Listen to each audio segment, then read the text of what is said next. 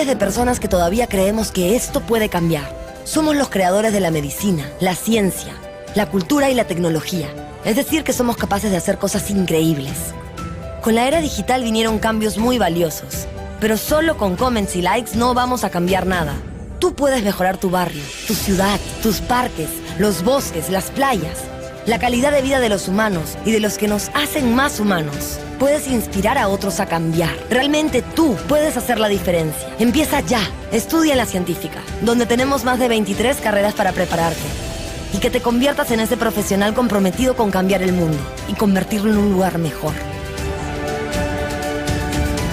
¿Estás preparado para ser parte del cambio? Universidad Científica del Sur. Mejoras tú, mejora el mundo. Este es el mundo, tu mundo. Tiene 6 continentes, pero parecen 7 si contamos la isla de basura que nosotros mismos generamos. Y aquí vivimos todos nosotros. Tú, ella, tus amigos, tu mamá y miles de personas que todavía creemos que esto puede cambiar. Somos los creadores de la medicina, la ciencia, la cultura y la tecnología.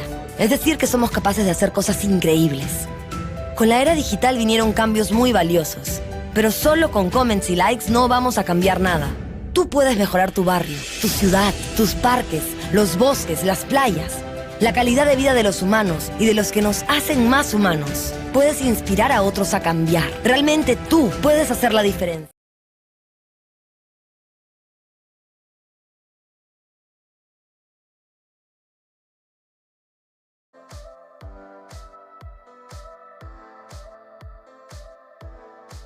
Decir que somos capaces de hacer cosas increíbles.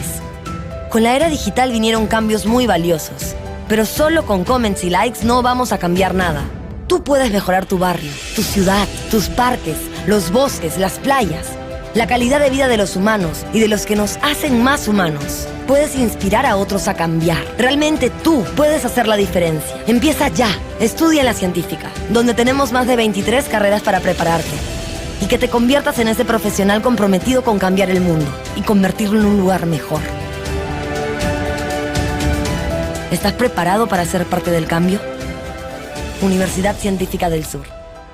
Mejoras tú, mejora el mundo. Este es el mundo, tu mundo.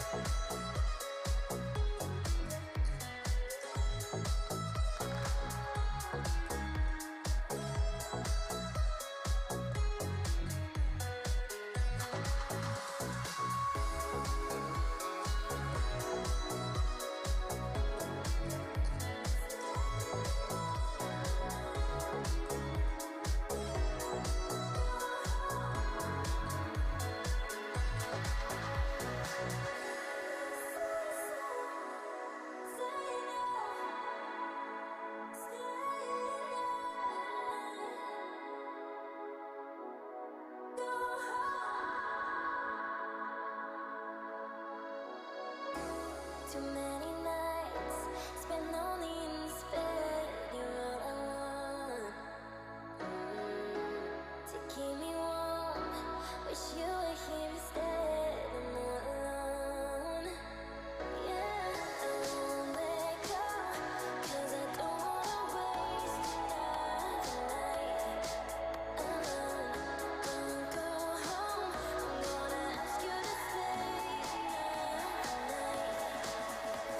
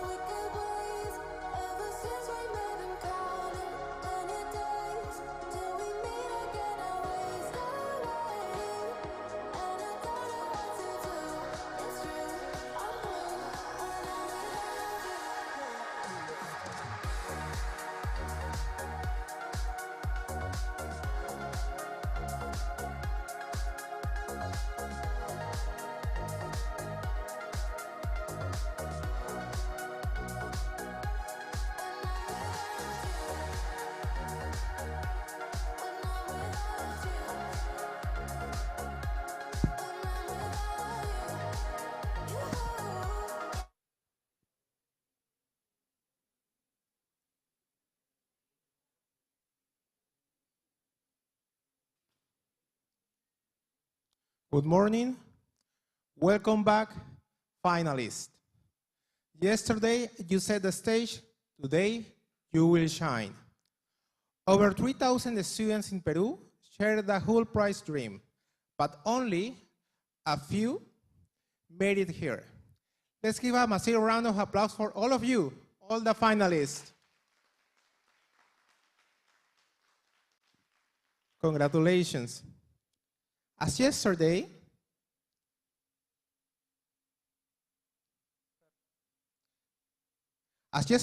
before continuing with the ceremony,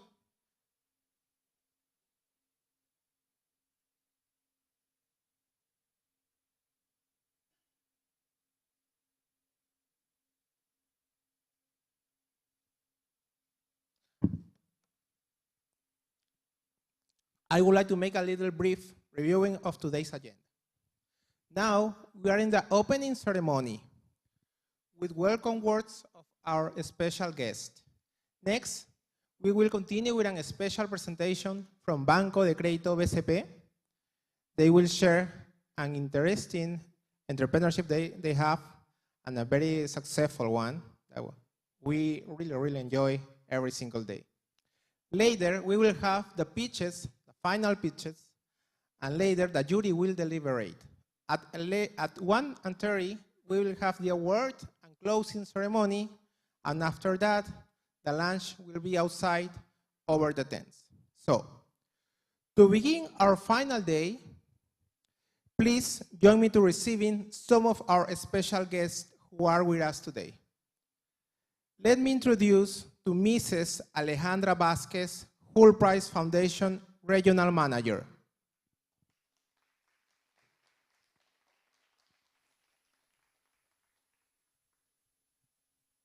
Hello, everyone. Thank you so much for having me. Well, I really wish I could be there with you in person today. I'm really honored and excited to join you virtually to celebrate this incredible moment. And I'm taking this opportunity to thank and appreciate everyone involved at this stage, but also throughout the competition and achievements of this cycle. First, I would like to express my deepest gratitude to Universidad Científica del Sur for opening your doors, for providing us with these wonderful spaces, and for embracing the spirit of innovation and youth leadership that defines the Hult Prize. Your support since day one has been essential to making this national competition a success. I actually like to recognize Roger Morales and all his team for your collaboration and commitment. To Dr. Lorenzo Wong, Vice Rector of University Extension, and for his leadership and belief in the power of education to transform lives. Special thanks as well to Dr. Gonzalo Dextre, CEO of Group Educat, and Gustavo Jimenez, Head of Partnership at BCP, for sponsoring and extending alongside with us in investing in the future of entrepreneurship in Peru. To our team of incredible experts and judges, led by our also expert in residence, Rodrigo de Alvarenga, thank you for donating your time and expertise to help guide the next generation of change makers. Thank you all for making today's event possible.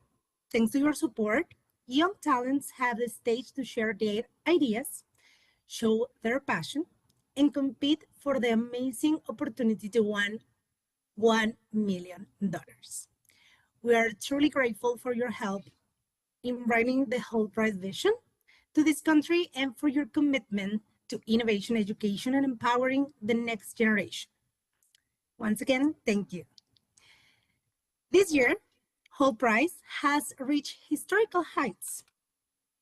131 countries competing, more than 1,800 universities, over 15,000 startups ideas, and more than 204,000 participants around the world. It has been the biggest year in Hult Prize history, and each of you, by being here today, are part of this history. How great and exciting is this? Also, we are here for the first time hosting nationals in Peru. And I really, really hope and expect we continue making this national event an every-year tradition. In Peru, the impact has been outstanding and inspiring. Together, we've engaged more than 20 universities from across the country, received over 600 applications from brilliant, passionate teams. More teams than ever, I must say, in history of Hult Prize Peru. Big congratulations to you. And had participation also of 15 campus directors. None of this would have been possible without the incredible leadership of Andrea Melo, our national coordinator in Peru, and her outstanding national team as well. Andrea, thank you, and your team as well, and of course, the campus directors for your vision, resilience, and dedication to making sure so many young change makers have had the opportunity to shine and grow their curriculum. I would also like to extend my deepest gratitude to all the university representatives around the country as well, and the entrepreneurship centers. Thank you for believing in your students, for building bridges between ideas and action, and for fostering the next generations of impact leaders. And to all the teams competing today, I want to give you a short message. Today is not about the competition. It's definitely about the journey. And as you know, one of the teams here today will advance directly to the next stage, the Global Incubator, which will start in an online format in the next couple of weeks, months. From there, they will progress to the next most exciting and transformational phases of the whole prize journey. The opportunity to be one of the 20 teams selected for the Global Accelerator at Ashridge House in the UK, where you will spend 3 weeks shaping their venture. And hopefully, they will be selected as one of our 8 finalists to pitch at the whole prize global finals in London. However, even if your team is not selected today as the winner and directly passing by the next round, you will still have the chance to participate in our second chance for the opportunity to be chosen for the incubator. So keep in touch, don't be a stranger, check your email, and stay tuned and aware of the central communication as well. Beyond that, we are aiming higher than ever, and we want to see not just a finalist, but winner from Latin America this year. So keep the energy, the passion, and talent you showed yesterday and throughout previous stages. I know we are closer than ever. To all the teams, remember, your ideas matter. Entrepreneurship is a long and challenging road, but it's also full of hope, change, and real-world impact. Please don't stop here. Look for other opportunities. Keep believing, building, learning, and very, very important, keep daring to dream big. Because your generation has the power to transform the world, and this world is waiting for you. Let's continue dreaming, building, and transforming together. You have the help of Whole Prize, and this is the moment for you to shine. Thank you so much. Congratulations all, and welcome to the Whole Prize National Competition Peru 2025.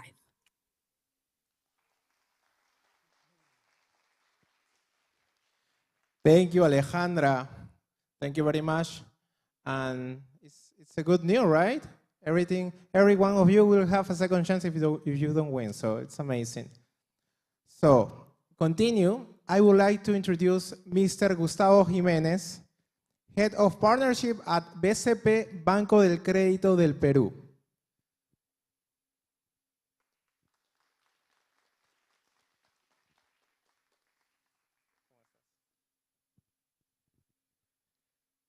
Hola, hola, ¿cómo están?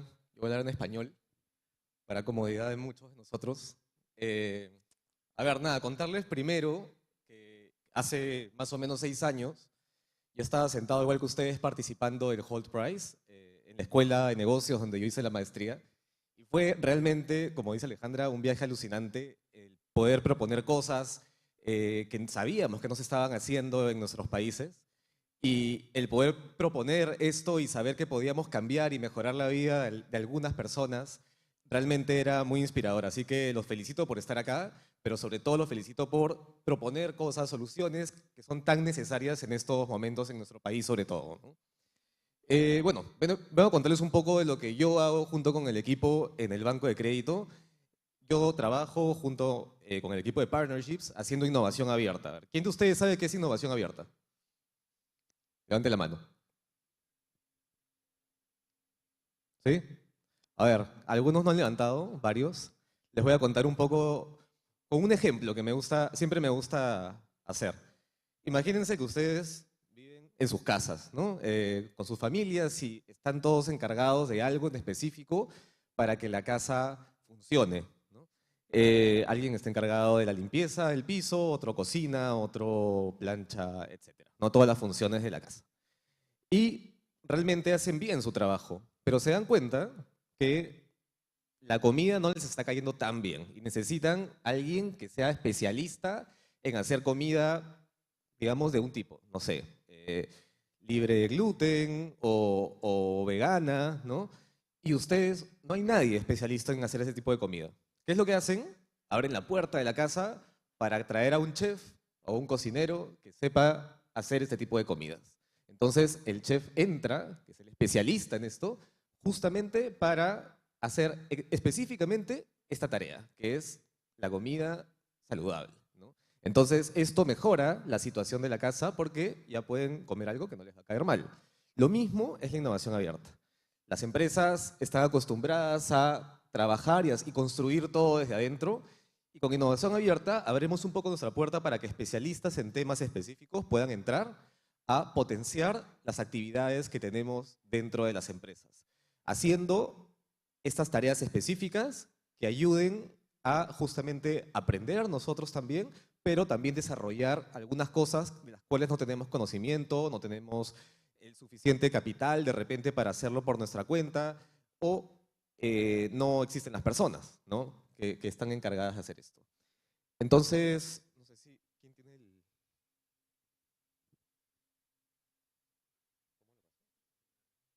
Gracias. Pero no está la presentación.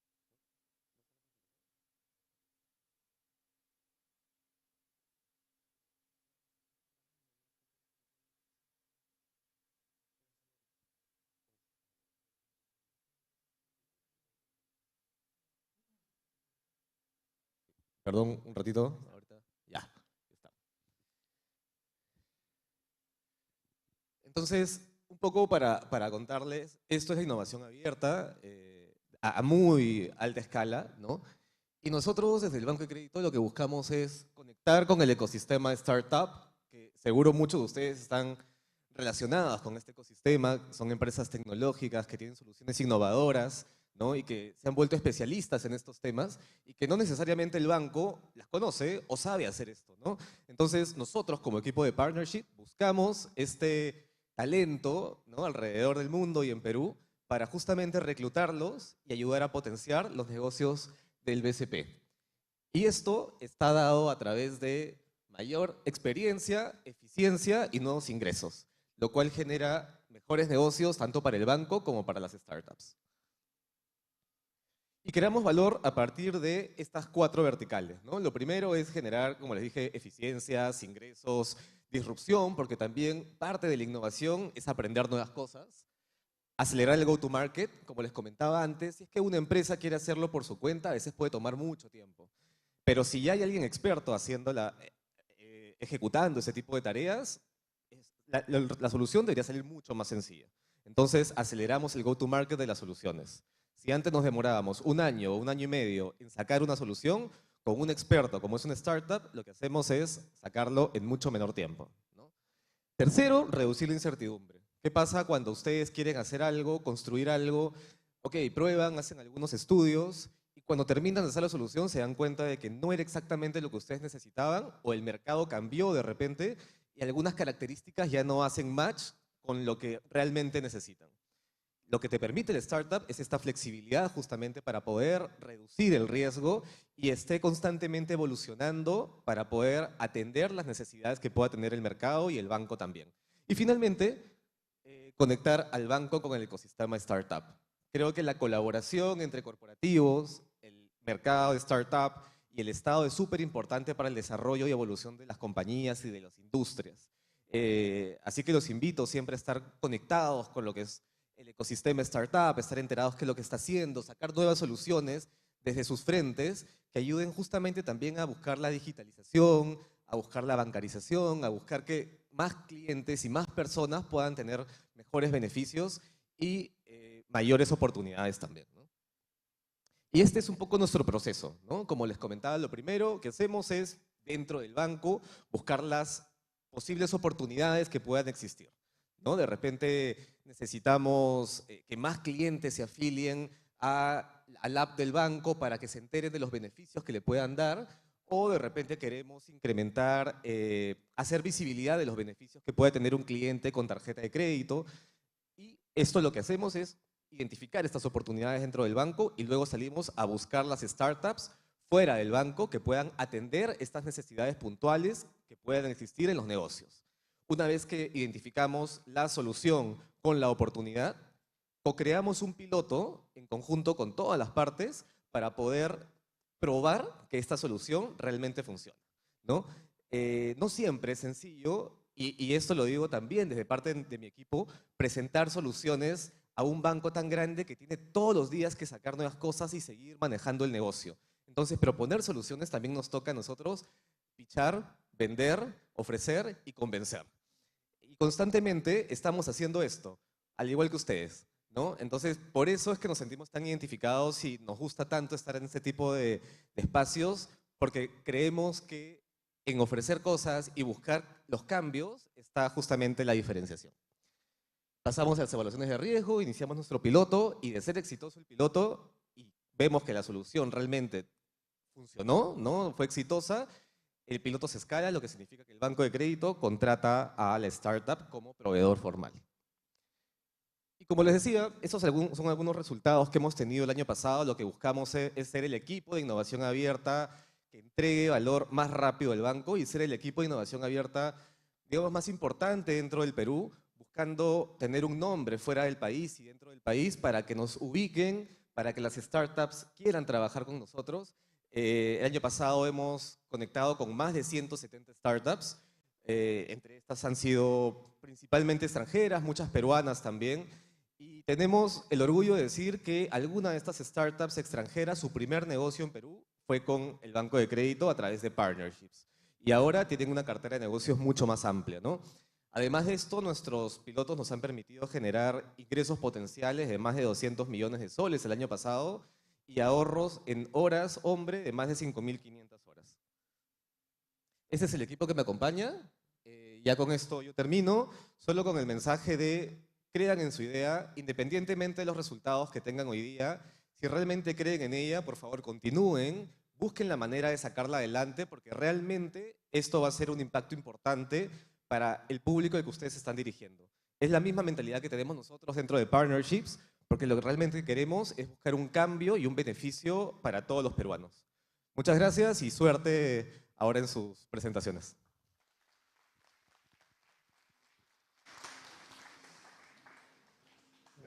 Gracias, Gustavo. Muchas gracias, Gustavo. Genial. Bueno, entonces, a ver si me ayudan.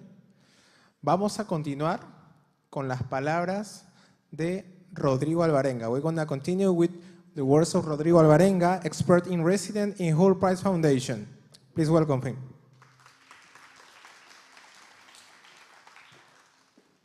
Thank you.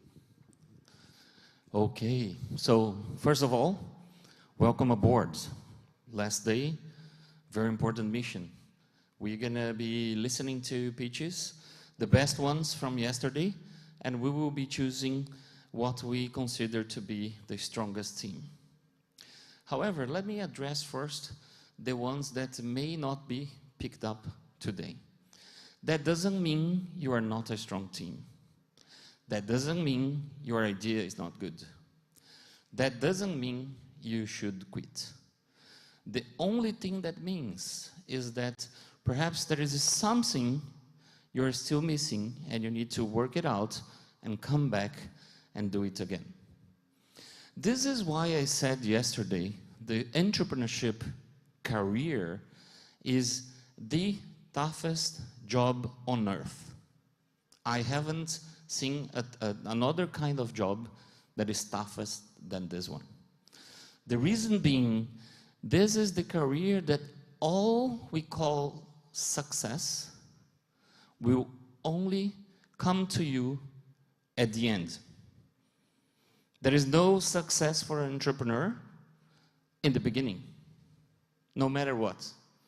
Because to change the world means thousands of hours of hard work, thousands of different challenges, thousands of difficulties you're going to face in Peru, in Lima, in Latam, in the world.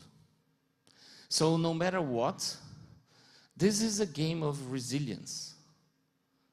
And I'm sure Latin Americans are extremely resilient. We have been facing struggles over the last centuries, all sorts of different challenges, and we are still here, and we matter.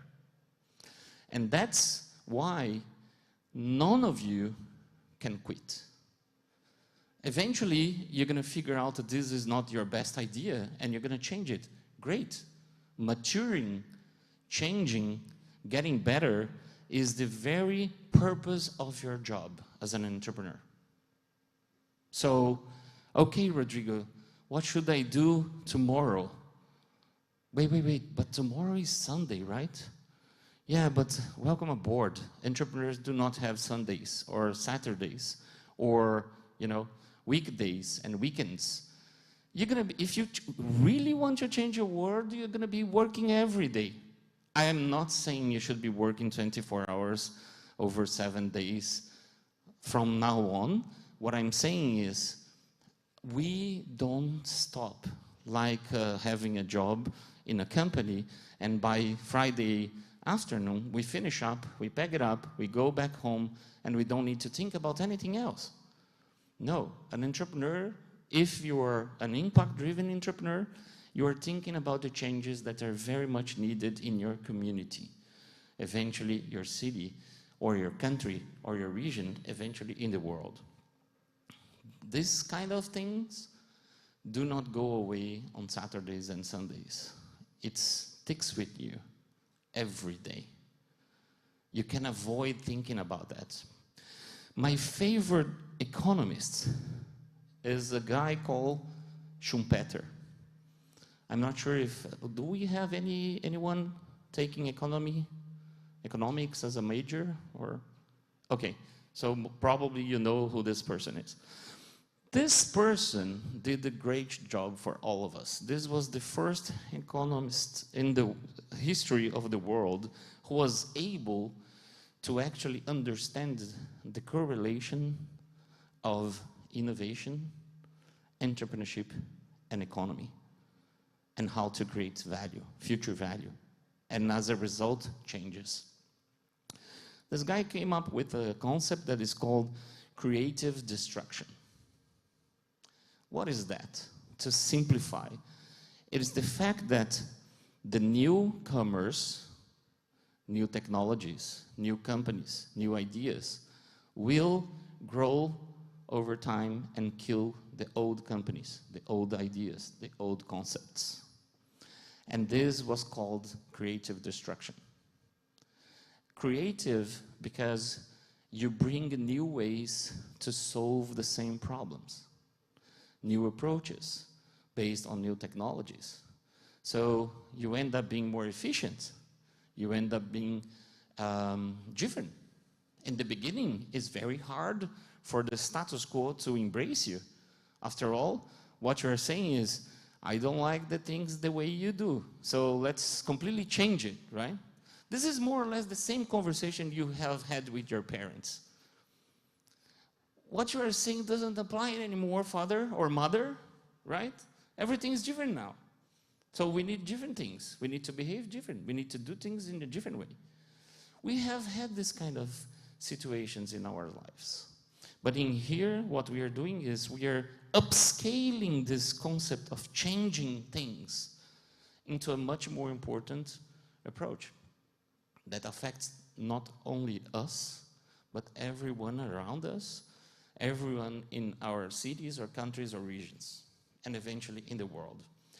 So, if what you are doing is so important like this, I want to leave Peru, aside from the great food, I want to leave Peru knowing that nobody here is gonna quit.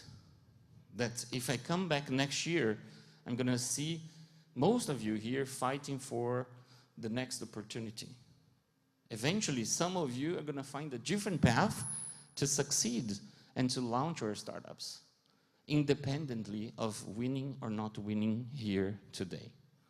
So if you believe that, and I do, I left my extremely well-paid career in the banking industry almost 15 years ago to start helping and supporting entrepreneurs. I've never been happier. I've never worked so hard as I've been working in the last 15 years. And I used to think that I worked too much when I was working in the financial markets. Now I know that I've been working much more. So the difference is I am passionate about what I do. Being here and not with my family, my wife shouldn't be listening to this. I hope she's not listening to this. But the importance of being here is greater than the importance of being at my home with my wife. And the reason is you. You matter. You matter to me. You matter to Hult. You matter to so many different VCs, angel investors, professors, professionals, companies. We need you to change the world into a better world. Because the fact is, we have done a crappy jobs in creating a good world for you. I am sure you agree with me that if you read anything out there about what's going on in the world, it's a very messy world out there. And we need to change it. And we are not going to be the ones changing it. We lack the energy, we are too involved, we are part of the system, or we are already somehow absorbed into the status quo. The ones changing the world are going to be you. So that's how important it is to be here. Because I believe you're going to save us and everybody else by doing what you're doing, which is trying to change the world. So no matter what, I would like to give you a round of applause because you're here trying. Please do not quit. Please come back next year. Please keep grinding until you actually make it happen. I fully believe in what you're doing. Thank you very much for being here.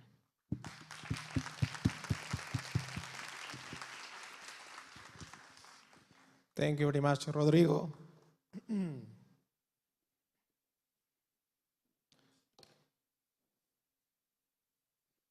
Now, I would like to introduce the head of this event, Mr. Roger Morales, Head of Employability and Entrepreneurship at Universidad Científica del Sur.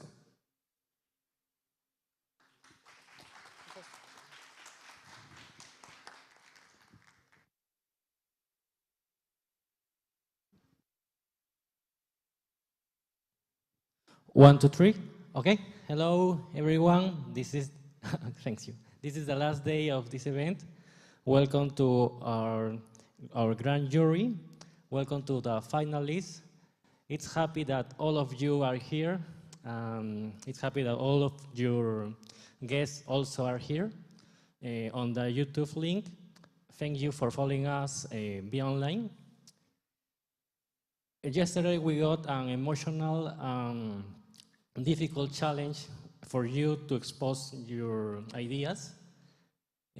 Our judges had trouble to select which one of each room are going to be the 2 finalists to expose today. The results are going to be shared with you now on live, so please prepare your presentations, your energy, save it. So in 2 minutes we're going to start with the final. Just for me, to you, I only want to say that it's a pleasure to work with all of you. It's a good experience, and for the jury too. And also, thank you to our university, and thank you to Alejandra from Hult Pride Foundation to give us the opportunity to be the national host and to bring Hult Pride Peru for the first time in our country.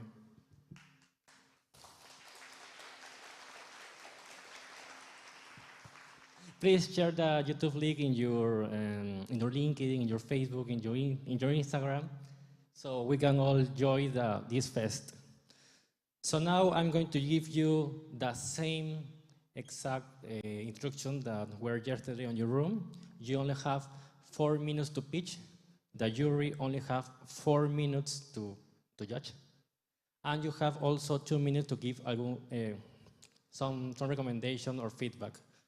I'm going to cut you if you take more minutes, and also to you participant, I'm going to cut you if you got more minutes. That's it. I think all of you are ready to start and know who is the first finalist. But before we start with that, I'm going to give you opportunity to the judges to present themselves, give some information and some words of wisdom and advice.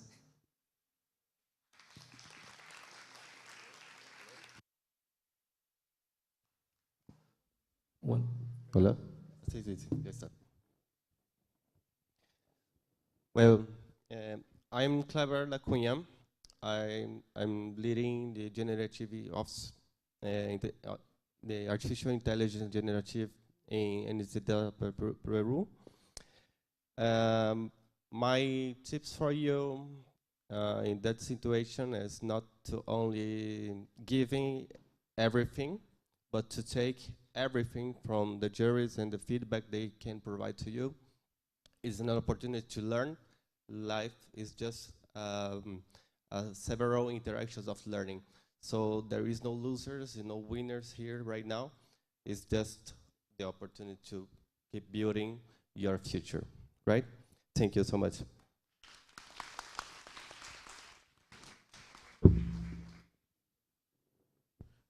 Good morning to all of you.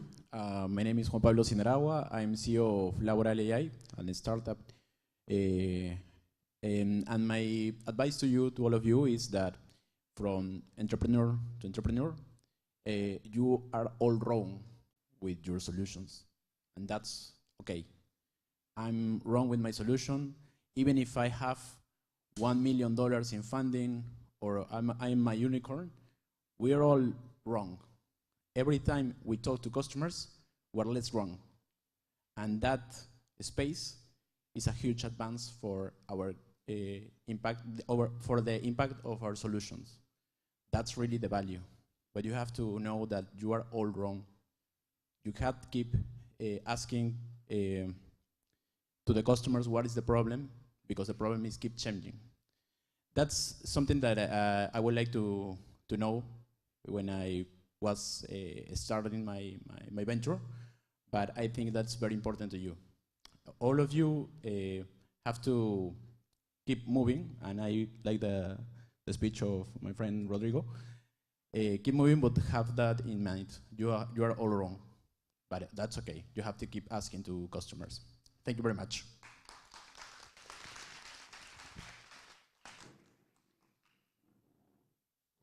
Hola a todos, ¿qué tal? Mi nombre es Arturo, soy de BCP, de hecho.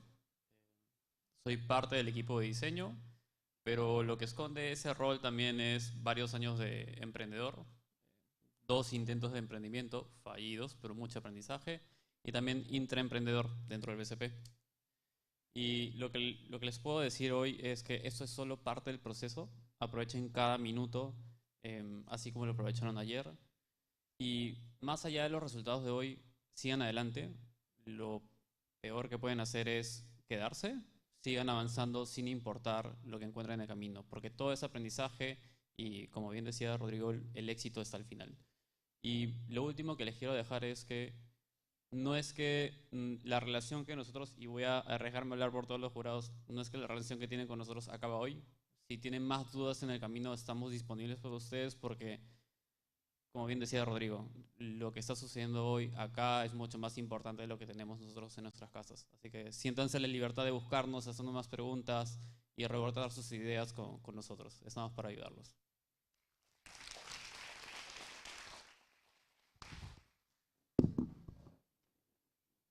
Hola, ¿qué tal? Yo soy Lucía, trabajo en el equipo de inversiones de Lucha, que es una catalizadora de impacto que invierte en startups de impacto enfocadas en Access Tech y en Climate Tech.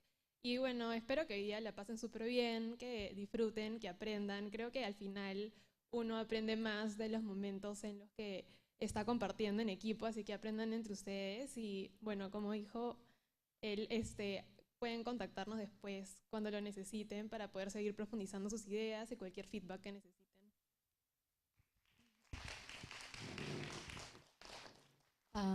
Hola a todos, soy Cris Valladares. Actualmente lidero 3 proyectos en tecnología, educación y proyectos sociales y estoy a cargo de Ethereum Lima Day, que bueno, se va a dar en unos días. Creo que mi mayor consejo para todos es que disfruten este momento en el que están hoy, porque estoy segura que esto les puede cambiar la vida.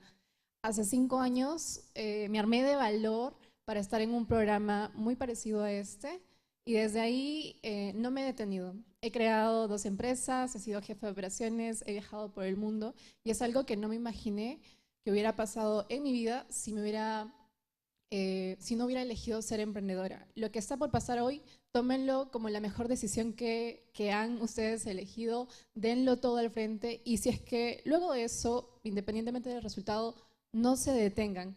Aquí todos son unos capos, expertos y estamos para apoyarlos, así que muchos éxitos. Gracias.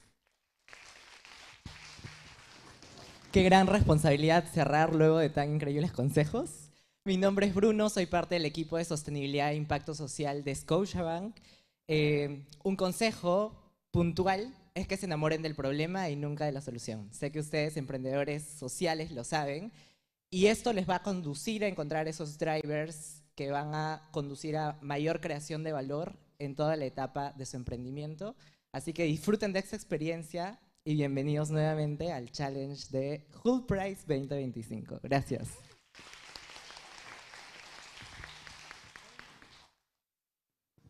Thank you very much for all our judges, for your amazing advices, and for being here all these 2 days with us.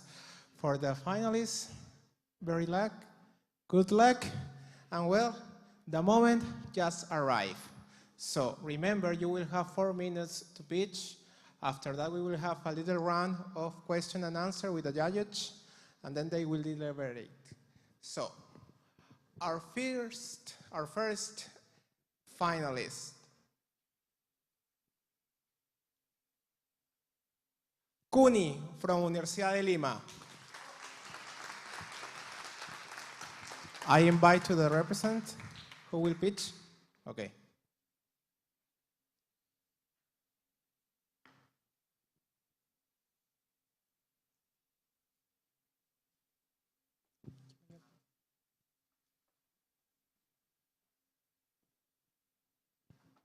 So you will have 4 minutes. Dos?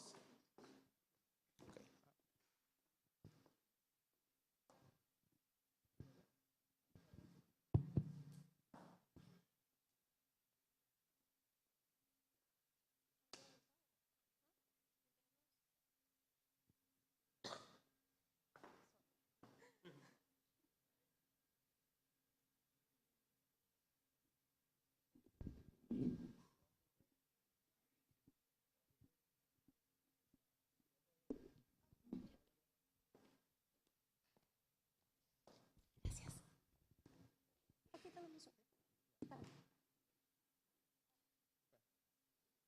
Okay, so let's see Kuni from Universidad de Lima.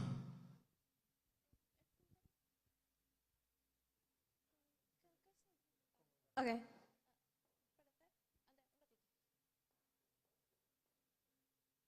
Yeah.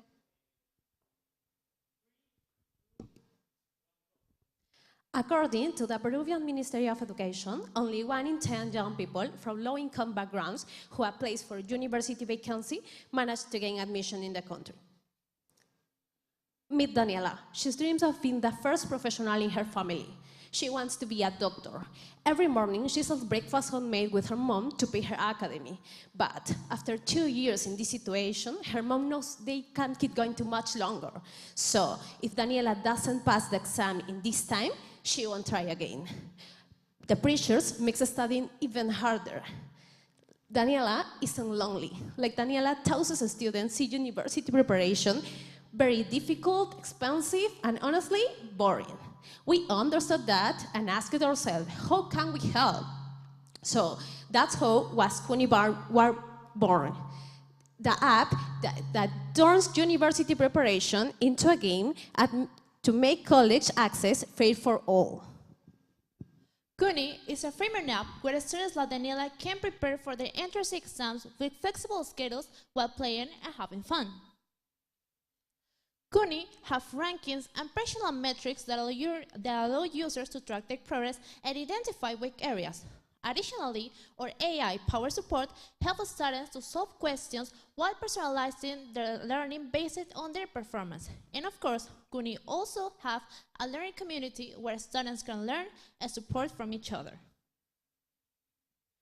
We develop our unique value proposition through validation with our target audience. So, unlike other digital solutions, Kuni not only digitalizes content, but also gamifies and personalizes it with AI, making learning more effective and engaging. So, at this point, we have part of the solution, but students like Daniela are not used to paying for educational apps due to a lack of resources. That's why we focus on a B2B model, where social responsible institutions, local governments, and schools found access to Kuni Plus, which is our premium version. And at the same time, we maintain a B2C model allowing any student to use Kuni for free and to subscribe to Kuni Plus to unlock all features if they choose. In this way, we found an opportunity starting in Peru with $854 million market, and we're ready to scale across Latin America to reach $5 billion market. Before launching the app, we validated our solution with 964 high school students, where 87% participated actively with the prototype, and 92% say they will use it if it's available, confirming they will continue with the pilot. Our team, which was consolidated by our achievement at the 2024 Hackathon Ulima and remains strong thanks to our commitment in what we do, and of course, in our purpose, is made of experts in UX UI, like me, Carolina Mesa, video game development with Eduardo Montero, AI development with Sebastián Guzmán, and of course, social development with Andrea Aranda. At Kuni, we believe no student should be forced to give up on their future due to a lack of opportunities. Today, we open the door to a new way of learning, so what are you waiting for? Join the change and go with Kuni. Thank you. Thank you.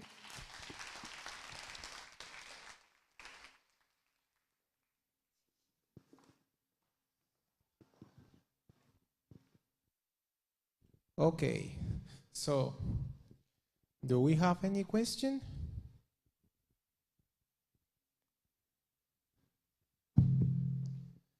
Hello. Nice presentation. Thank you for demonstrating this kind of problem that is a very impactful kind of solution that we need, especially in Latin America. I want to ask you, while you're running your pilot, do you measure how the performance of the students were improved by using the app?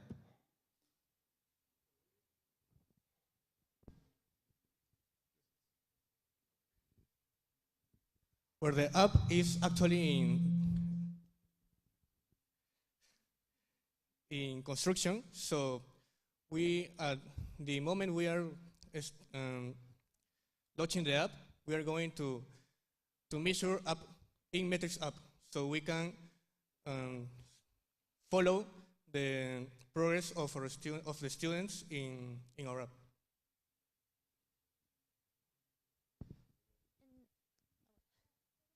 And also, in the time, we will measure the progress of the students about the percentage that uses the app and enter to the university. So we will have continuous feedback with them. Hello. If your competitors start using AI tools, what other defensibles do you have besides gamification? Well, besides gamification, our program is totally accessible to people with low resources. So our market, we target a wide abroad of people, of students. So that would.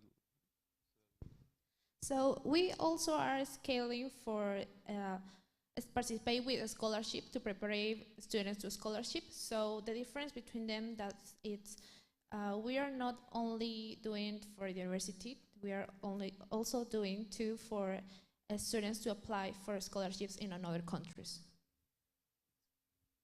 Okay.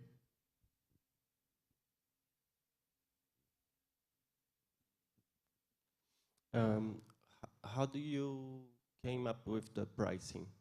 Because in Peru we have like unstable subscription behavior of our customers. Like $29, 29 soles could be a barrier of entry. Yeah, well, we consider our prices by the possible incomes and outcomes of our target audience, and we have also validated it with them. So in that way, that's how we set it our strategic price. Okay, this is a statement. They are willing to pay this. Yeah. Okay.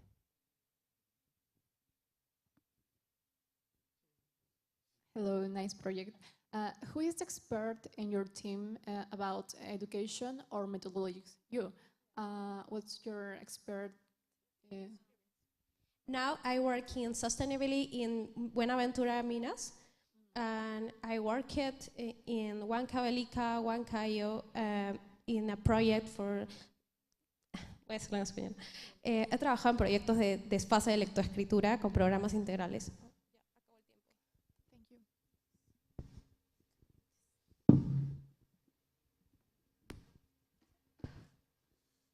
Okay, so let's make an applause for Kuni. Thank you very much.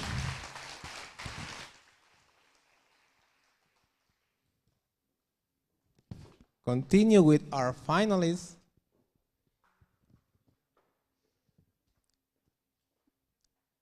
Our judges are delivering in 1 minute.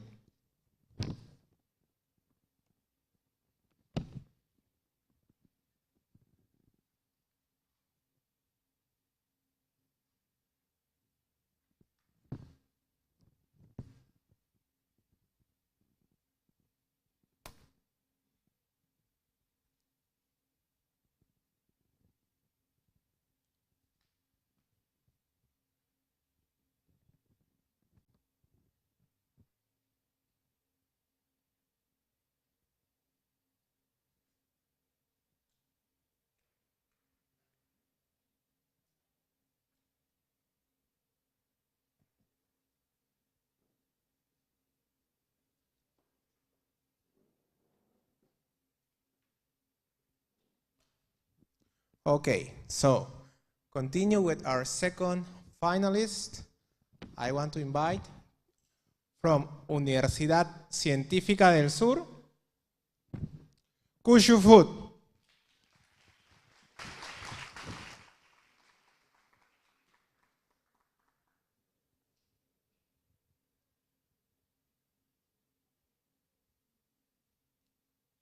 Okay, guys, so you have 1 minute to be here.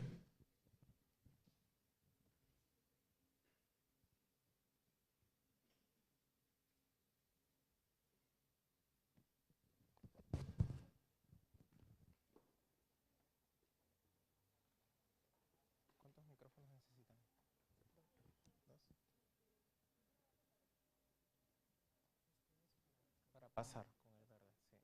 Retroceder. Ok, te doy el primer micrófono. El otro enter dos. Dos micrófonos. El de la mesa, si no.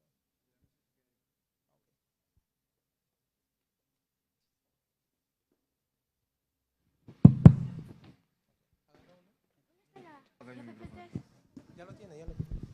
Okay.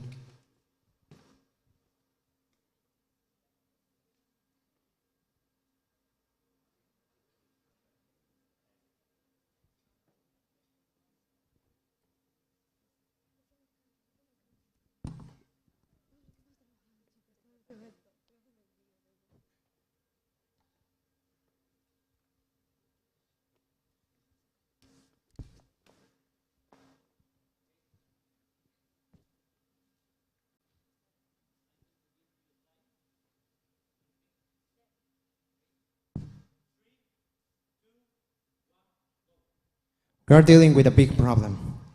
Junk food still harm the health of people like us, young people. So we decided to offer an alternative, delicious and nutritious, very delicious alternatives. So here we have Kushu Food, an organic company that wants to help you. This is an example. Giovanni is a friend of mine that has an unhealthy diet. He has no time to manage her diet. So he wants to improve his health. So what do we do with that? Well, our solution is this. Kushu Kusha, introducing a rich in bio-iron beverage. We have the following. We have some nutrients, and this is a nutraceutical beverage that has vitamins B and C.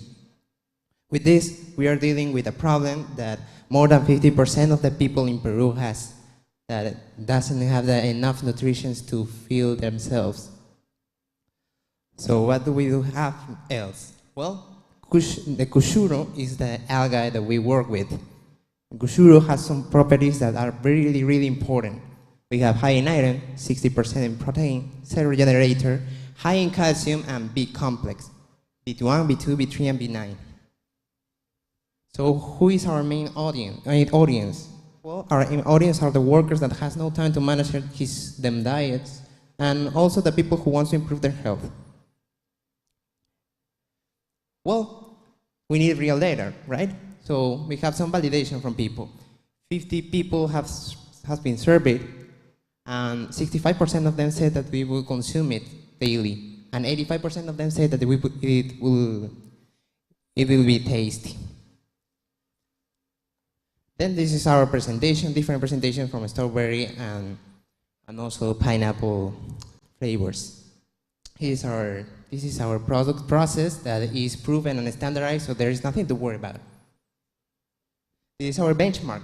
This is our competency also, and then we show you the natural property and the price and ready to drink, and also some other properties that we have, but other competencies not. Then this is our business model. The cost of every beverage is $0.80. The rest is $1.34 to sell to the public, and the B2B is 1.07. This is our market size, the sum. Well, here as you can see, $177,000 will be the total cost that we will have, that we will earn if one people just buy once our beverage. And also in all the Peru, we will have $10 million. This is our potential.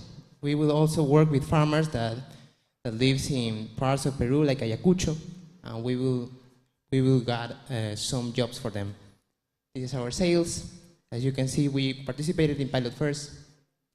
And this is what we do with $1 million investment.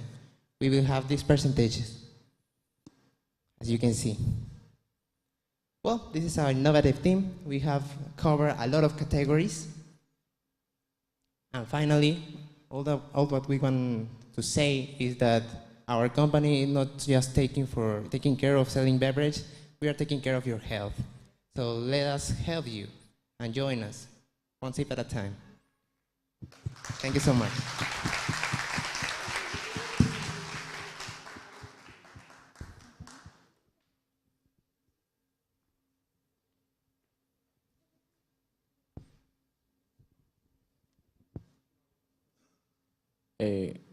Good morning.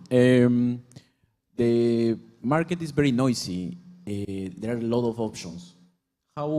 What is your strategy to gain attention from your customer? Because you have to deal with their habits, and their habits are not healthy. How are you going to deal with that? Well, of course, the market is really big, that we are trying to make alliances between other companies, and in this way, we could also sell with them this beverage. And we already participated in pilot first, so the people is interested in this. Nearly 900 of our bottles have been sold, so people are really interested in this. Okay. The Peruvian market is really the market that you're going to, or there is a more suitable market for your product? This is our initial phase. So we are dealing with, we are dealing with some managers now, but we are heading to internationalize our brand and work with other countries like Colombia, Ecuador, that also have Kushu, because we already investigated about that. Okay. Hi, I'm not from Peru, so I have absolutely no idea what this is. I was told it's an algae, right? So I have many questions. Let me share some with you, and you answer as many as you can. First of all, if it's an algae, what is the production capacity you have in here? Are there other drinks made out with the same algae in Peru? How about outside Peru? Other than this, I am not sure you are approaching the product the right way. The reason being, if you sell a drink, you have Kushu plus water, and you're paying for transporting water around, which is extremely expensive. Let me propose you a different way of thinking about this. Protein is sold to athletes, to people who go to the gym, in products that are much more value added in terms of pricing than $1, $2 or Peruvian coin. So, can you tell me what else can you do with this? Okay.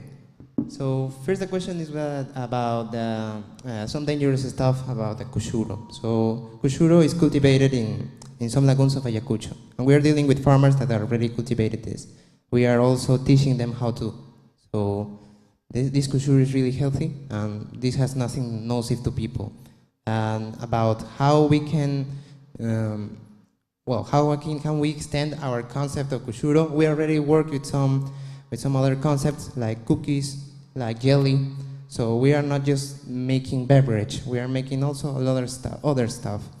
About the people or our target audience, it's not just for gym people, it's also for people who wants to take care of their health, and they don't have any time to manage their diet, and etc. They can consume this every time they want, or anytime they want. And there is also another question I didn't understand. Okay, thank you.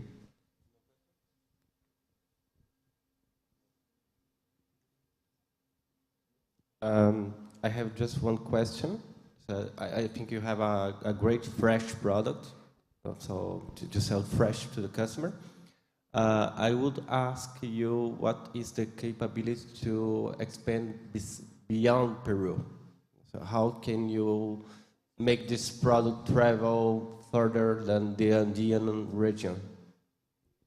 Well, our plan to internationalize is by biotechnology.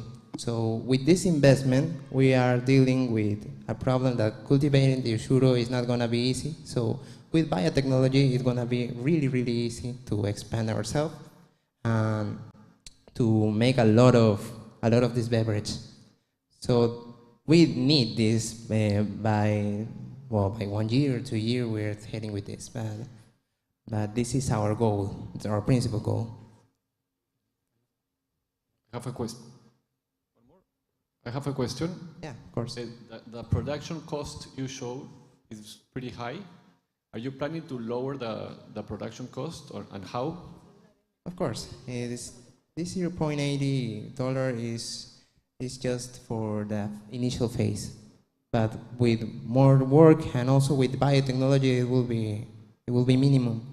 And it will cost, I think, $0.2, more or less.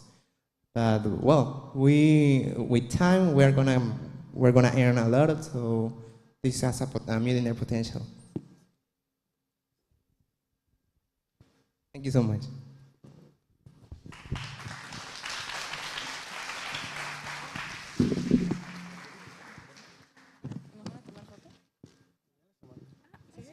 Okay, thank you guys. We don't have more time for another question, so we need to continue with the third finalist.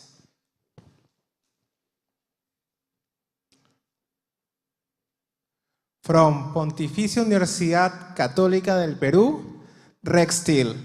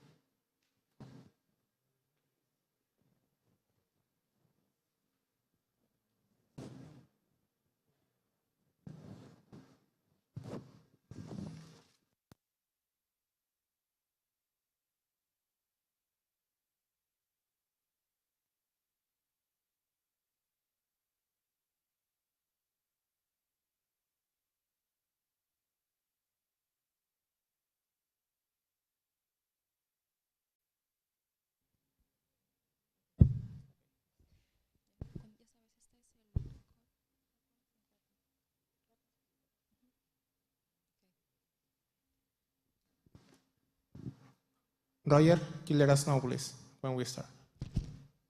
Are you ready? Yeah.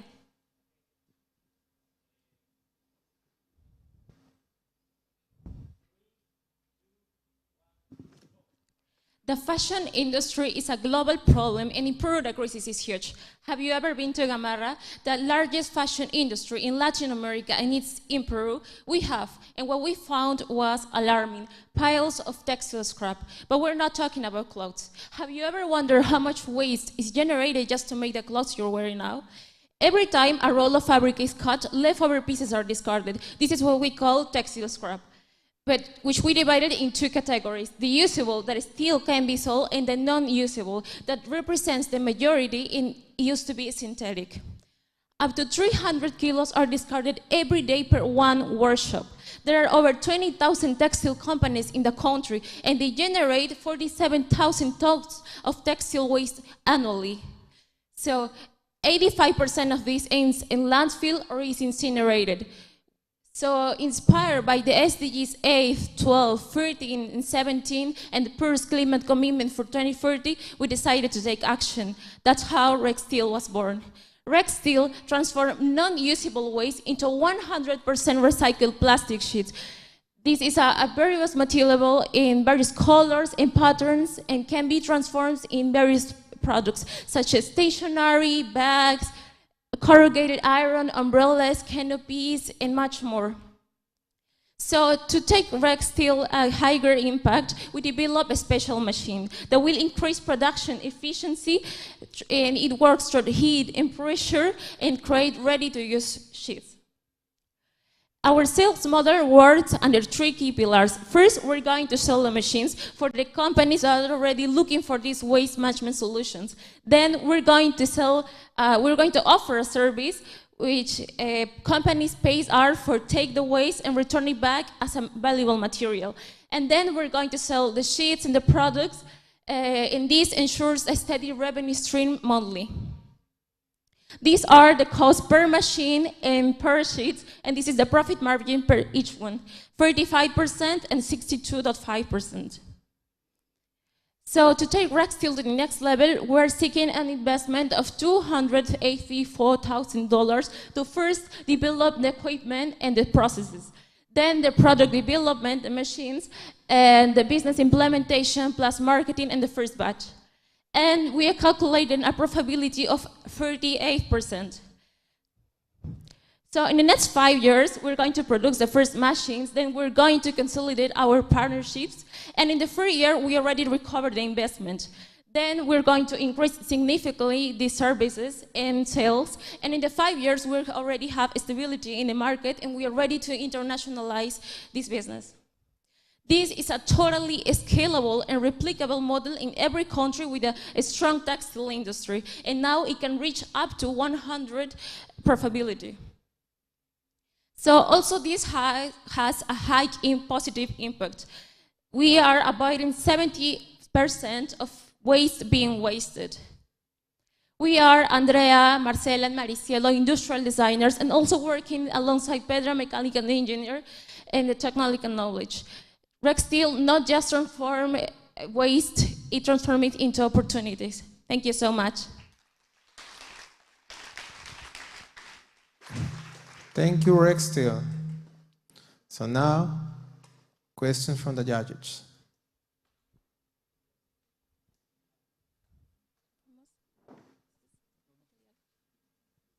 Hello.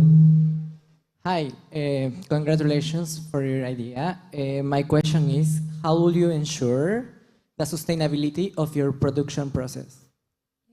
To produce these plastic sheets, we are not using anything else. It's just heat and pressure. So this is 100% this.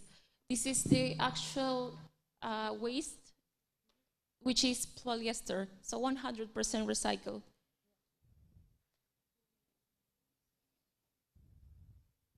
And compared to other types of plastic, it can have the same cost or even less. Also, we are not using any other insume, it's just plastic sheets. How many people have been interested in your product? Did you get sales? We actually have talked with investors that are in the textile company in Peru. As we said, it's a strong industry here in Latin America. And what we need now is like this investment for the special machine. This is not a new technology. It's just that this machine doesn't exist. It's just to make this. So the Americanas de Fibras is one of them. Thank you.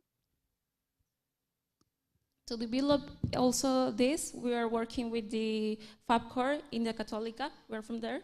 And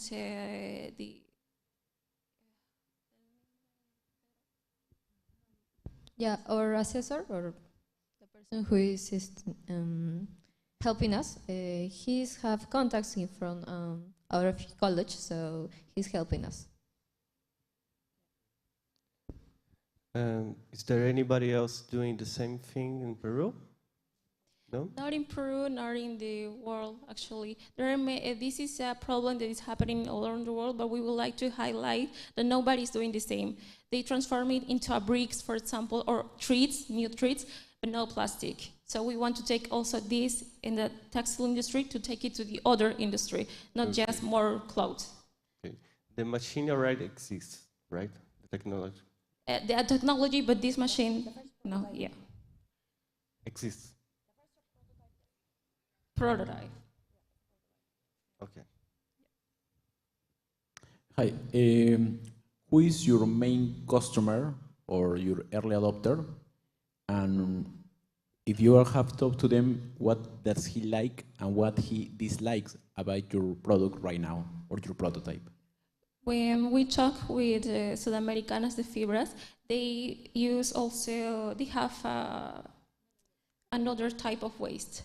So the components are kind of different, and what we need to do is to test each one, because every company has different components. For example, this is 95 polyester, and the others 98, or even more with different things. So we need to test each one for depending company.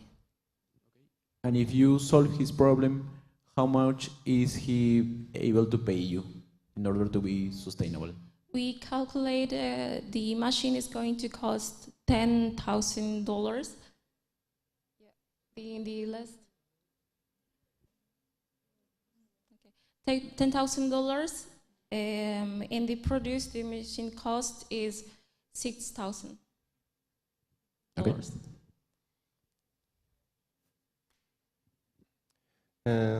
This material can be turned into something else, like microplasticals or other formats? Like corrugated iron, such as the one under the roof. Also, merchandising. This is something that we think is going to be good in the market because you can do everything with the brand of the company. And also umbrellas, canopies, things like that. And the actually measure is bigger. This is just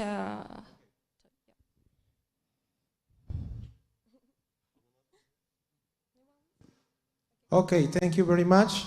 Thank Let's you. bring 1 minute to our judges.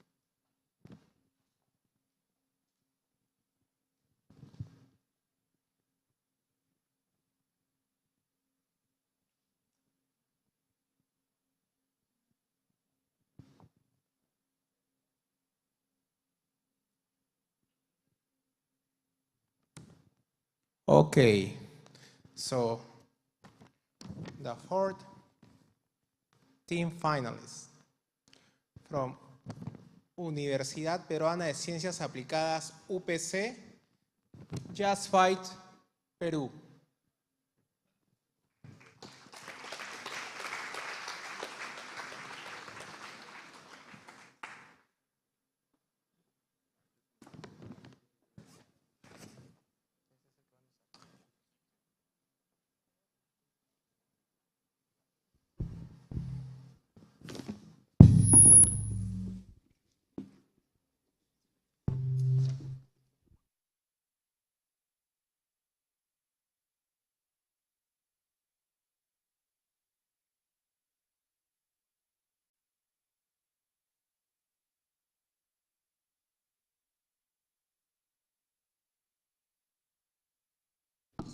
Hola.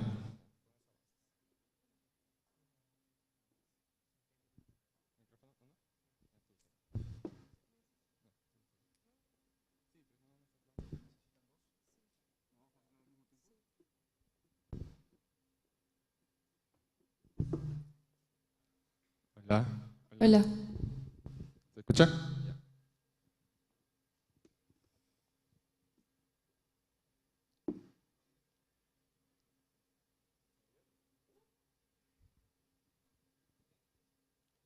Are you going to count down? Yes.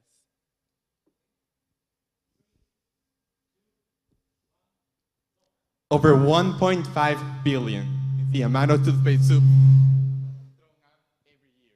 500 years is the time each takes to decompose. We are Ignacio Novoa and Simonetta Marota, 21-year-old medical students reinventing toothpaste 130 years after its creation. I wake up in the morning and the first thing I do is contaminate our planet and my body by brushing my teeth. Conventional toothpaste contains microplastic and harmful chemicals that leak into our bodies and ecosystems. Did you know that we swallow around a gallon of toothpaste throughout our lives? Yikes. And here is where Just Bite is born, a toothpaste tablet free from plastic and chemicals, in both the formulation and the packaging. Our natural tablets are really easy to use. You first Bite on a tablet until it becomes paste-like. Brush and smile. That easy. It also comes in a glass jar with an aluminum lid, making it fully recyclable and reusable. But now let's talk facts. Me, as CEO of the company, seek every new business opportunity to make us grow. We can position ourselves as a go-to eco-friendly toothpaste brand in Peru with more than 70 retail points throughout the nation and counting as we speak. Our company is composed of 6 employees, seeking to create impact day by day. And let's talk about the market. Just by Peru targets young and adult consumers aged 15 to 45 who value sustainability, health, and convenience. Our sales channels include our online store, B2B wholesale, AI-integrated WhatsApp chat, and now expanding to department stores, airlines, and hotels. In a market dominated by big brands like Colgate and Colinos, our competitive advantage is clear. We are the first brand offering an affordable and sustainable toothpaste tablet, while international alternatives like Bite and Happy are often priced out of reach for the average consumer. Here, we're going to be able to look at our Samsung and focusing mainly on an obtainable market with just a 0.5% of our SAM. It's a revenue of 2.7 million a year. Our mission is to accomplish and acquire a 1% with a revenue of 5.4, only in Peru. Our product goes wholesale for 980 and retails for 1690, giving us a 50 and 70% margin accordingly. And how did we achieve this? Me, as COO, looked to position the brand into the market and oversees day-to-day sales. Our go-to-market strategy was establishing a price accessible for the average customer, partnering with influencers, and investing on marketing on social media and point of sales. But the most important part, receiving feedback from our customers. And let me tell you a secret. Just Bite is now loved by all.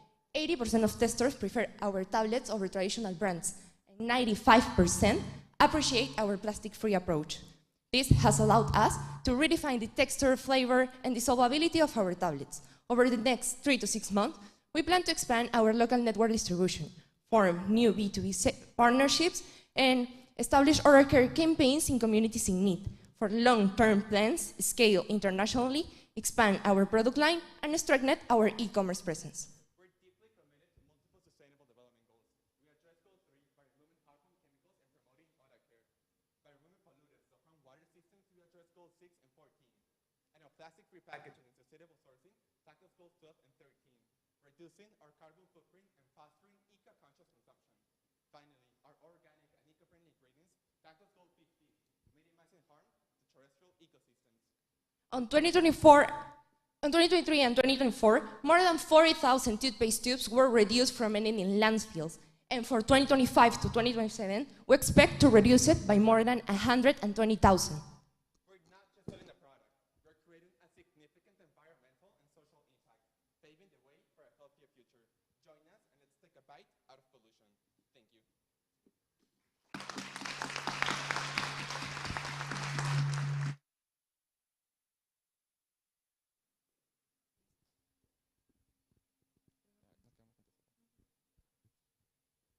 Hi. One of the first things that we learn as a child is how to brush your teeth. I think it's very dangerous to compete with a customer habit. That's my main perception. How are you going to compete with that? Well, if we're talking about kids, it's actually easier for them to brush. They see it as a game more than as an obligation, and they ask and want to brush easier and more times a day. When talking about consumers that are now adults, that's why we address 15 to 45-year-olds because they are most susceptible to change. But we have seen that older generations do kind of have this hesitance to switch over. But what we want to do is educate how to use the product and say, instigate the same benefits that we have as same other brands. Okay. Why is it? What's the big advantage from the traditional way, right? Because is there really a problem? That's my question. Is there really a problem for the customer? About more than 1 billion teams are thrown out every year. I do think it's a huge environmental issue that nowadays our generation and more people want to tackle on, and we have seen a market willing to do the switch. And also, it's really easy to use. You just have to buy it, brush as you would normally do, and that's it.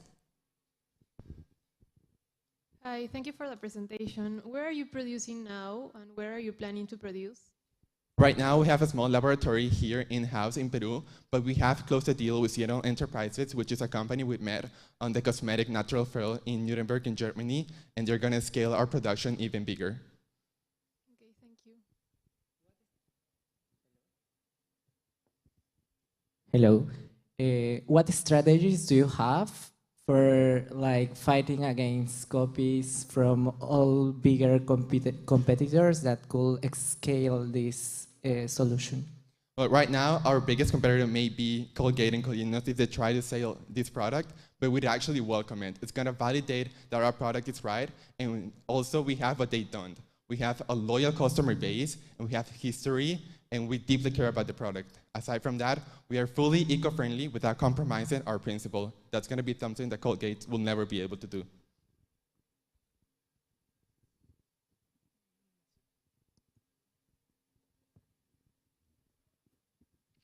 What barrier entries do you have to protect against other competitors that can copy this product?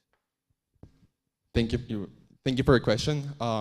One of the barriers that we have right now is our lack of resources and funding.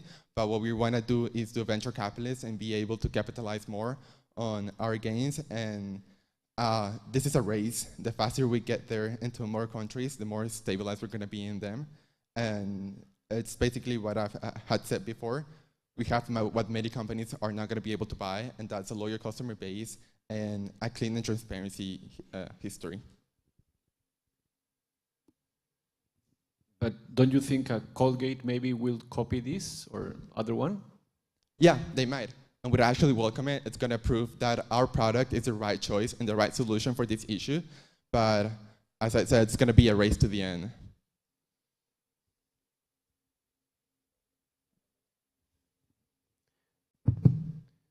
Bueno, following his question, does this product have any intellectual property rights? In the composition, branding, or other element that you think is critical for your business? Yeah, both the composition and the brand are patented and in the copy, and we do have intellectual property. You do have intellectual property? Yeah. International standard? Of the brand here in Peru. We are trying to obtain international standards. Do you have brand rights? Yes. But intellectual property or product of the composition. Of the composition. But we are trying to obtain international standards on that. Okay.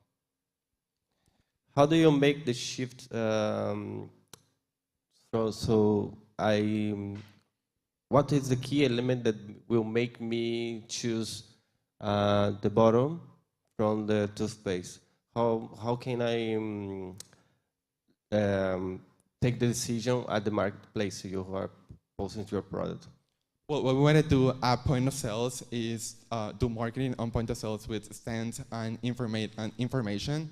Aside from that, what's going to be the goal for you to choose a product is the desire and wish to live a better world for your kids as well.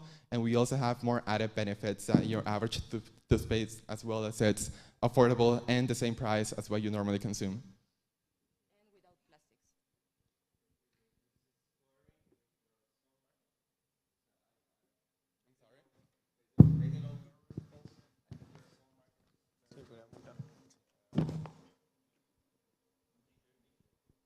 Okay.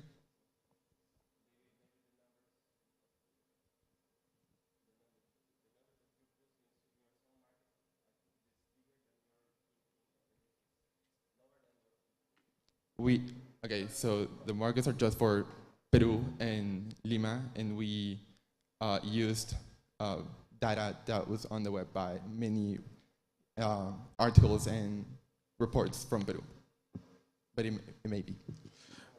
Okay, thank you. We don't have more time for questions.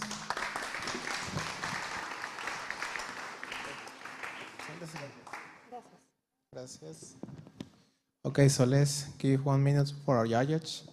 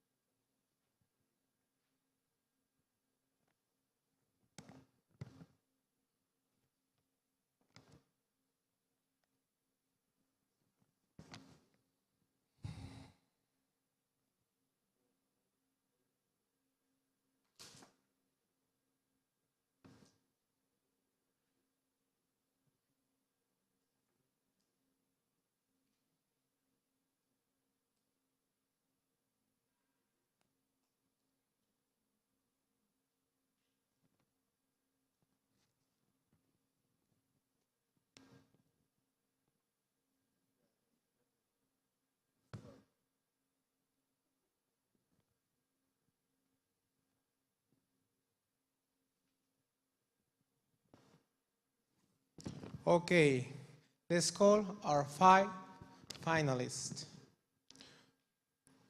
From Universidad Científica del Sur, Tacto.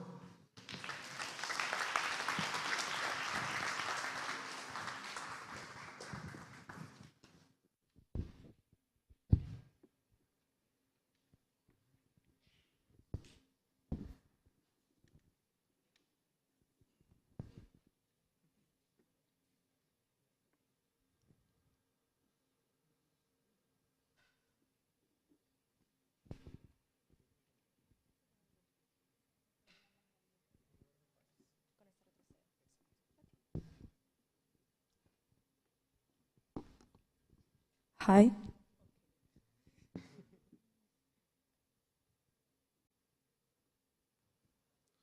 Roger, let us know.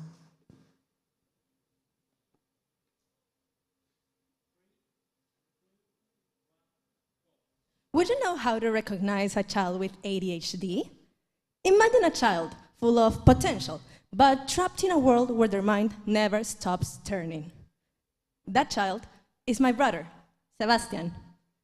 As a little kid, he couldn't concentrate in class nor sit still.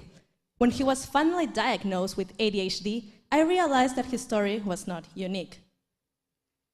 Globally, there are around 129 million children living with ADHD, estimated 1 of 10 in the world, in each classroom. So this is accordingly equivalent to the entire population of Japan, who are not receiving the right tools for learning and are creating a tense environment with their teachers, their classmates, or even with themselves. Have you ever seen these toys? These are fidget toys. They're devices created for self-regulation. There are 2 types of attention, focal and spatial. The focal one is when we pay attention to something specific, while the spatial one tells us what's going on in our surroundings.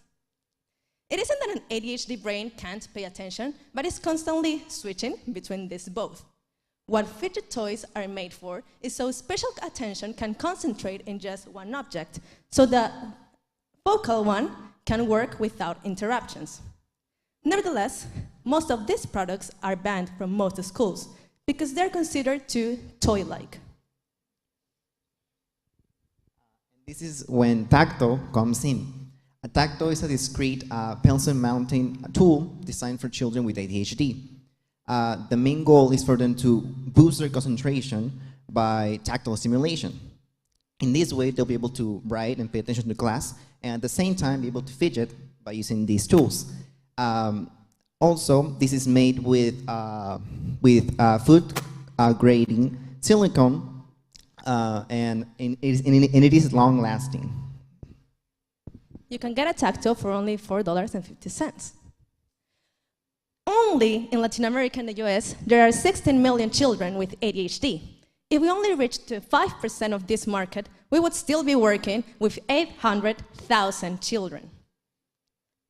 Especially considering that the fidget toy market is booming, estimated to reach $19 billion by 2031.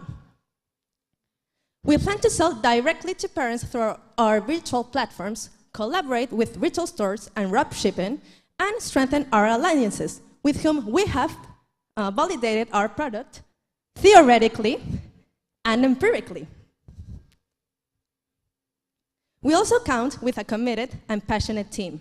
Our CEO is myself, Luciana Morales, our CTO, Tiago Olaya, our financial advisor, Ariana Paucas, and as our advisor general, who is guiding us in scalement, Diego Acevedo. We're looking for an initial investment of $38,490 that is going to help us cover production costs and general operation for the first 6 months. We invite you to join our mission. Let's help more children not having to fight against their own brain. Let's help them learn with it. Thank you very much.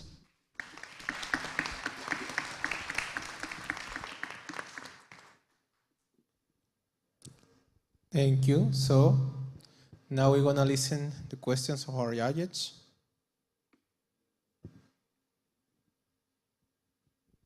Hi, very nice storytelling. It sounds a niche product. If that's so, what is your strategy in order to be sustainable as a business?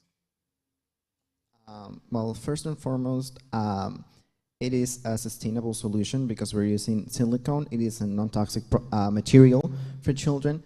And most importantly, we are trying to validate it with many schools. And I would say our goal in sustainability in what is environment, it would be that it's really long lasting since it is, again, made with silicone. And also silicone doesn't create microplastics as normal plastics do. Another way, in a social way, I would say because there are ADHD children around the whole world, and in an economical way, because our production costs are really low. One Tacto can be created in 10 minutes for only 80 cents. Okay, and your margin is, how much do you sell it for? 30% of profitability. Okay, okay. And it's something really easy to make. Yes, it is. To make, it's easy to make, and it's also really small, so you can package it, you can distribute it, you can transport it for really low cost.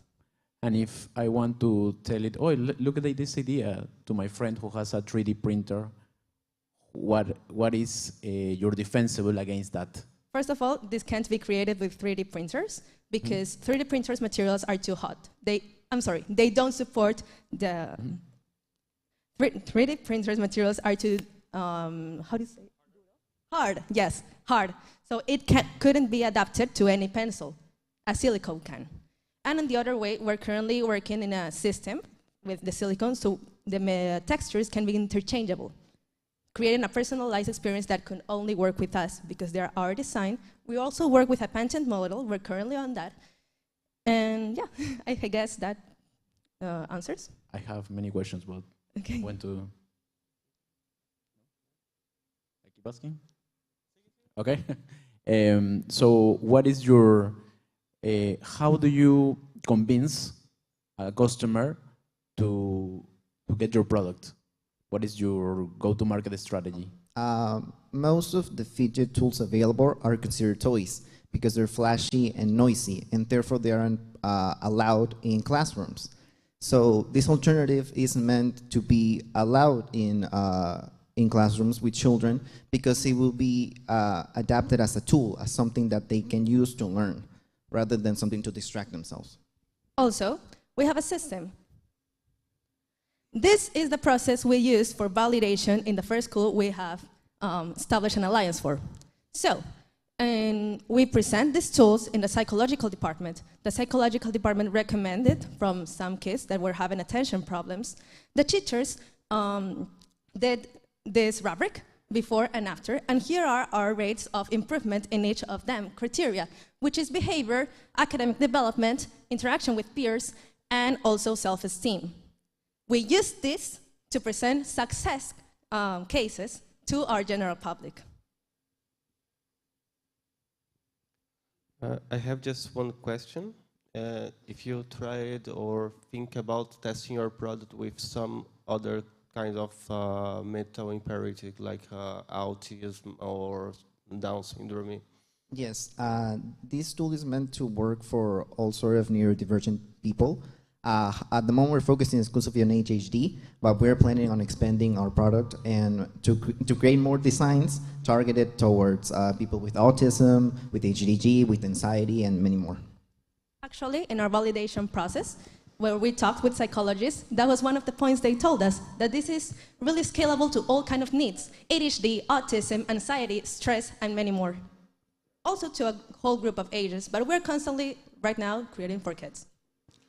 Okay, thank you, Tacto. We don't have more time for more questions.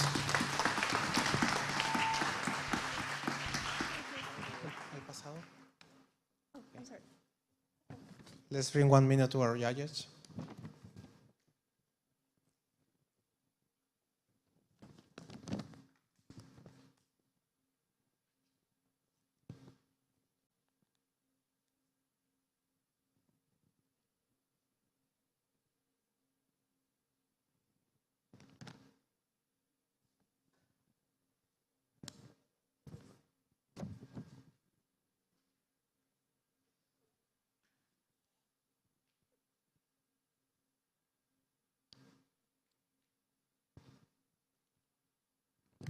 Okay, so the 6 team finalists from Universidad del Pacífico, Fresh It.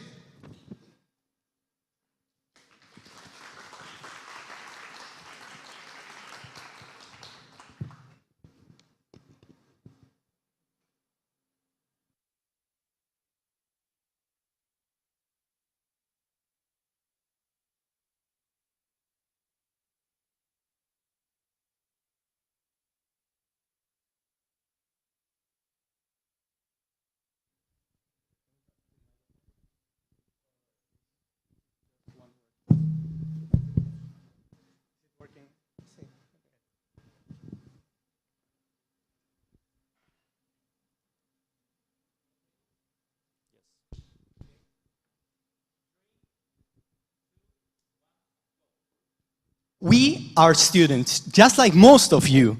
And when we were there, we faced a serious problem. Finding healthy, quick, and affordable food was too hard to find. Most alternatives on campus are too pricey, or you have to wait long lines. And in offices, this can get worse, right? This is why many people are relying on junk food or poor quality alternatives.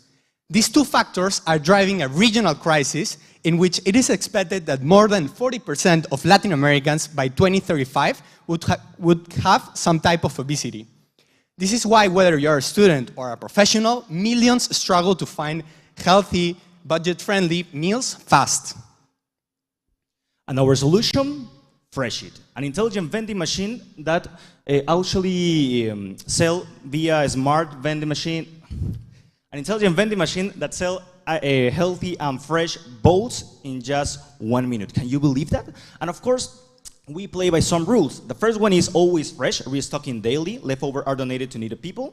The second one is affordable, 13.9 soles. The customers at the heart of everything. Actually, the post-selling service is really important for us. And finally, 100% digital and seamless process. But the most important thing is that Fresh It is not an idea anymore. Actually, it's a proven solution already, changing the way students are eating on campus right now. The disruption is happening now, but the real question is, are you ready for that? So I'm going to explain to you what we are going to do.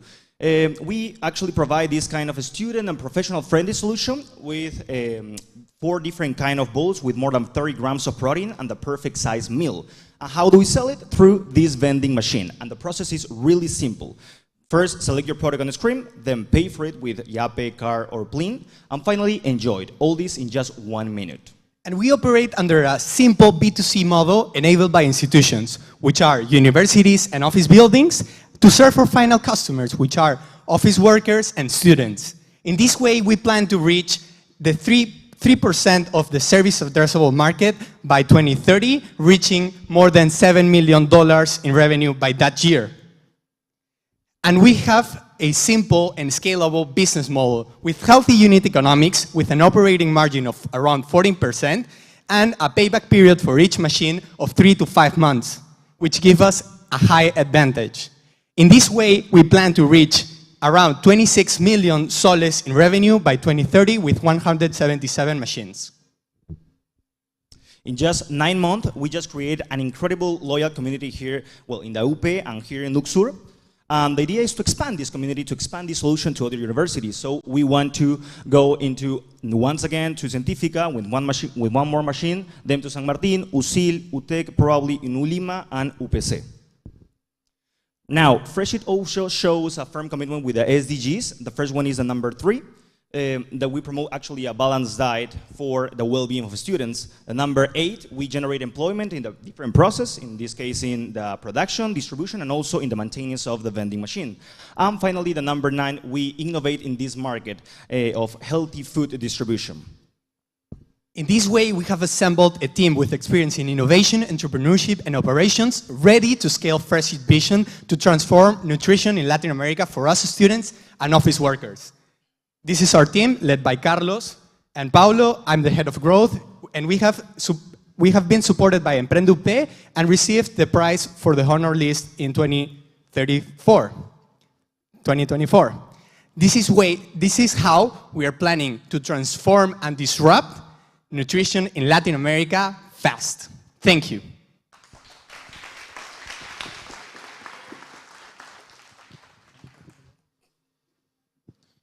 Okay, so listener Jajic. Hi. Can you comment on, first of all, how you handle the logistics? Because you mentioned that you are donating everything that is not sold during the day, right? So logistics to bring all your products into the machine, logistics to deal with the donation at the end of the day, and can you comment on costs and also expected margins? Okay, first of all, everything starts in the cuisine that we have in a supermarket. Actually, we work with outsourcing supermarket. In this case, everything begins there. We produce the salads there in the supermarket, and then arrive our carriers. Carriers, they pick the bowls, put it on a cooler, and then that cooler they transport to the universities, different universities. And there, the carriers also gonna refill the machines. They have their work. About the cost. So talking margins, this is a very attractive business model which helps us have more scalability. So our price for consumers is 13.9, and our operating margin, this is not just considering the materia prima, like the insumos. Sorry, I don't know how to say it in English.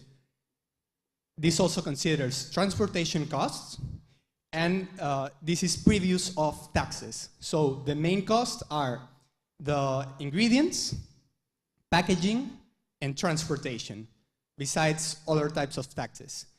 And just to compare it with a different type of business model, just for example, restaurants. In restaurants, they have a high capex because they have to do a big investment before they can offer a wide range of bowls like this. Or if you consider with deliveries like Rappi, you have more complex logistics in the way that you need to connect each delivery to one customer. We are serving more than 48 customers on average by just one delivery. This gives us a great scalability advantage in this market, or differentiation through the disruption of the distribution in this market. So this is how we manage it, and yeah. Just to finish up from my side, how many machines do you have right now? Okay. Yeah. Okay, 3 machines operating. One is gonna go inside the tech on Monday. And more than 10 coming. Yeah, soon. Well, thank you for your presentation.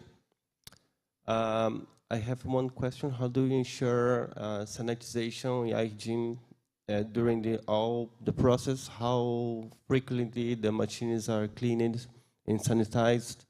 Okay. And how this doesn't not affect the cost? I think that working solids is a very low cost. Mm-hmm. So Actually, it's our competitive advantage that we have about the price, because our partner is actually, one of our partners is of the supermarket, is the owner of the supermarket. So that's our competitive advantage. So that is the reason why we can have the 13.9 soles, the price of the salad, right?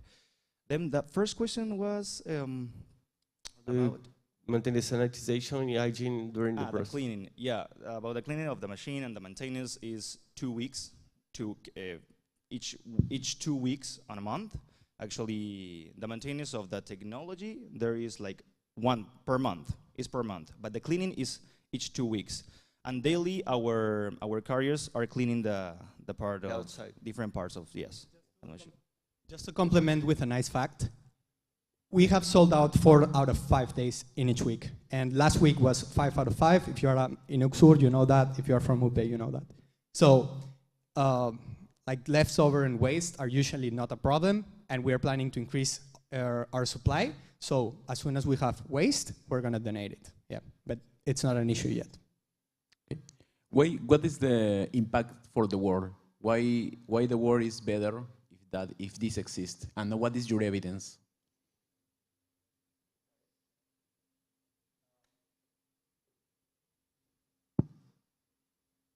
So it is simple. Previously, you were asking about habits, right? The nice thing about our machines is that an easy-to-build habit for nutritious, budget-friendly meals. With a price of 13.9 soles, eating healthy is never an issue. And you have it quick right there. That is why most people have at least 2 bowls per week.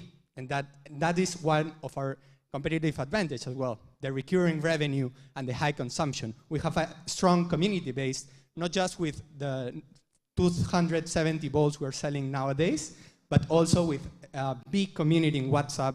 For Uxuri, it's like 340 people. For Upe, it's like 100. So in that way, we're building a clear habit to eat nutritious and preventing obesity in the longer term. That is a key product for our world. Okay, thank you, Freshit. We don't have more time for questions.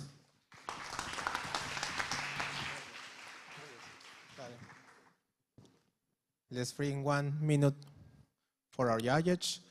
For the rest of teams, please remember when you will answer the questions, use always the microphones because we are streaming right now, so if you don't use it, the people worldwide don't gonna listen to us.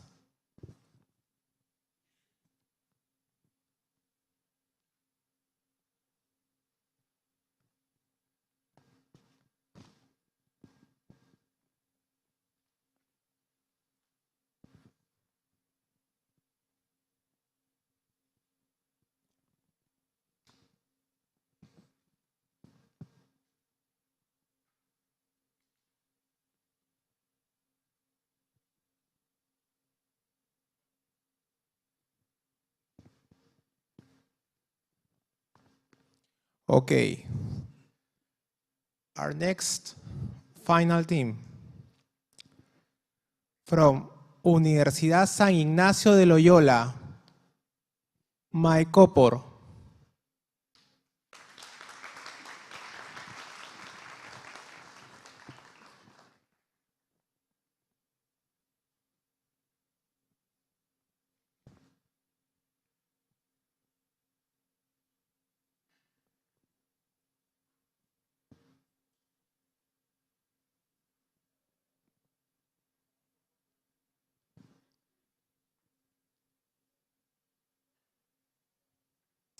My Copper team here is here.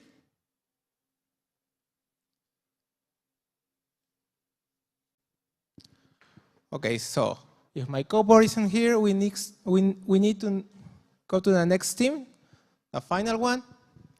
So we're gonna invite from Universidad de Ingeniería y Tecnología UTEC B+.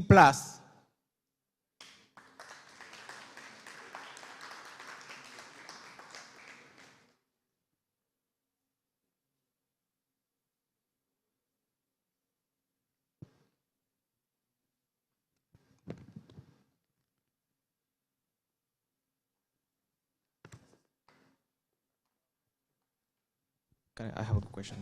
Can we test it? Sí, con el verde pasas, con el rojo regresas. Just a little test.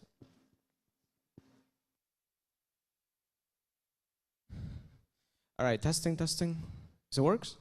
Yeah, good. Wait.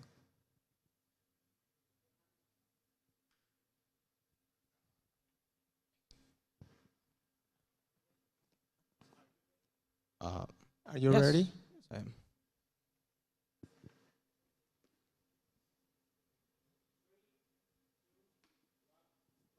All right, before starting, I want to plant a question in everyone's mind in the room right now. What is the most important aspect of our lives? Success, of course. We are all here for that very reason. We want to find success on our works, on our startups.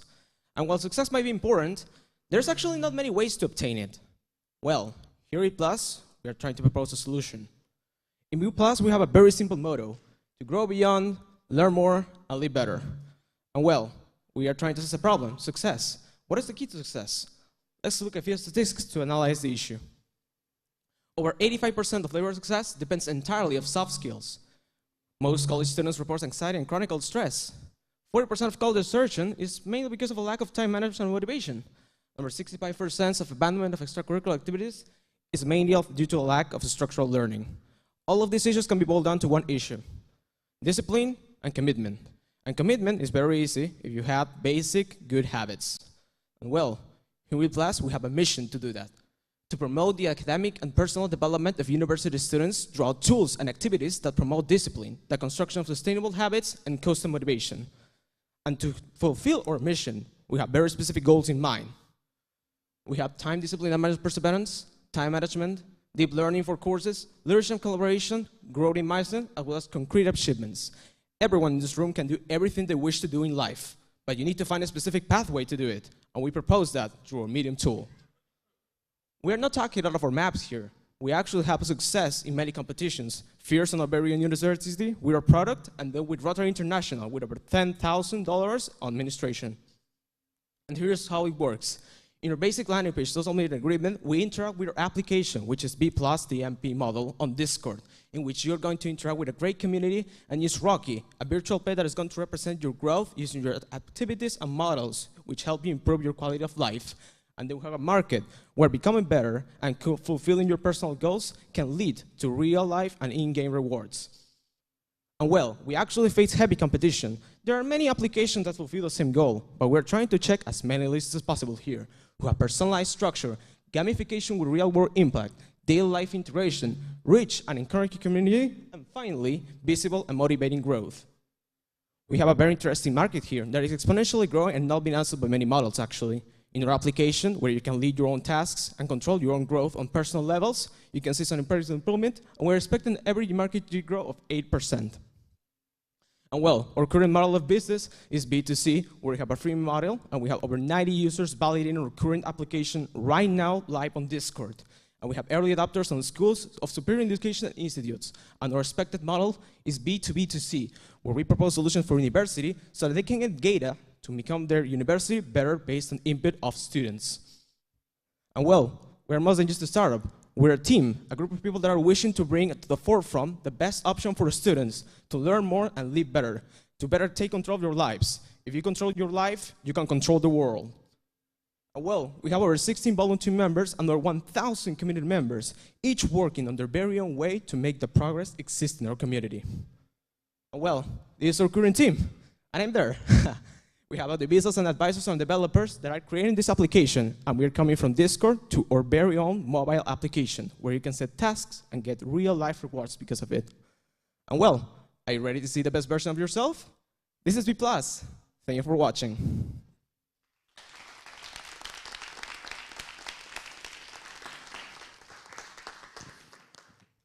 Okay, now begin the round of questions.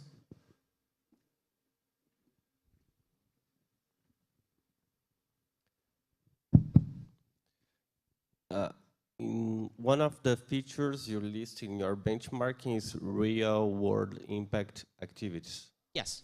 How do you do that? Can you give me an example? Yes. Give ahead. Okay, so currently right now in ahead, yes. More, there.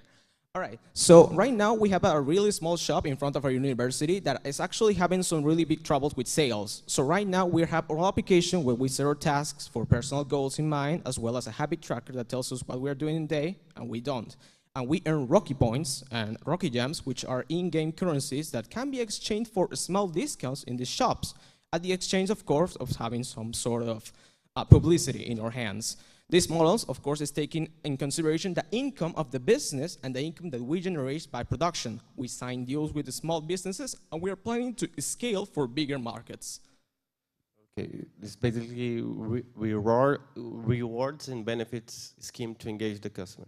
Yes, we engage the customer on daily and good activities because society does benefit from individuals that can succeed, and then we reward them with small rewards in terms of money for, you know, a drink or something. Why Discord?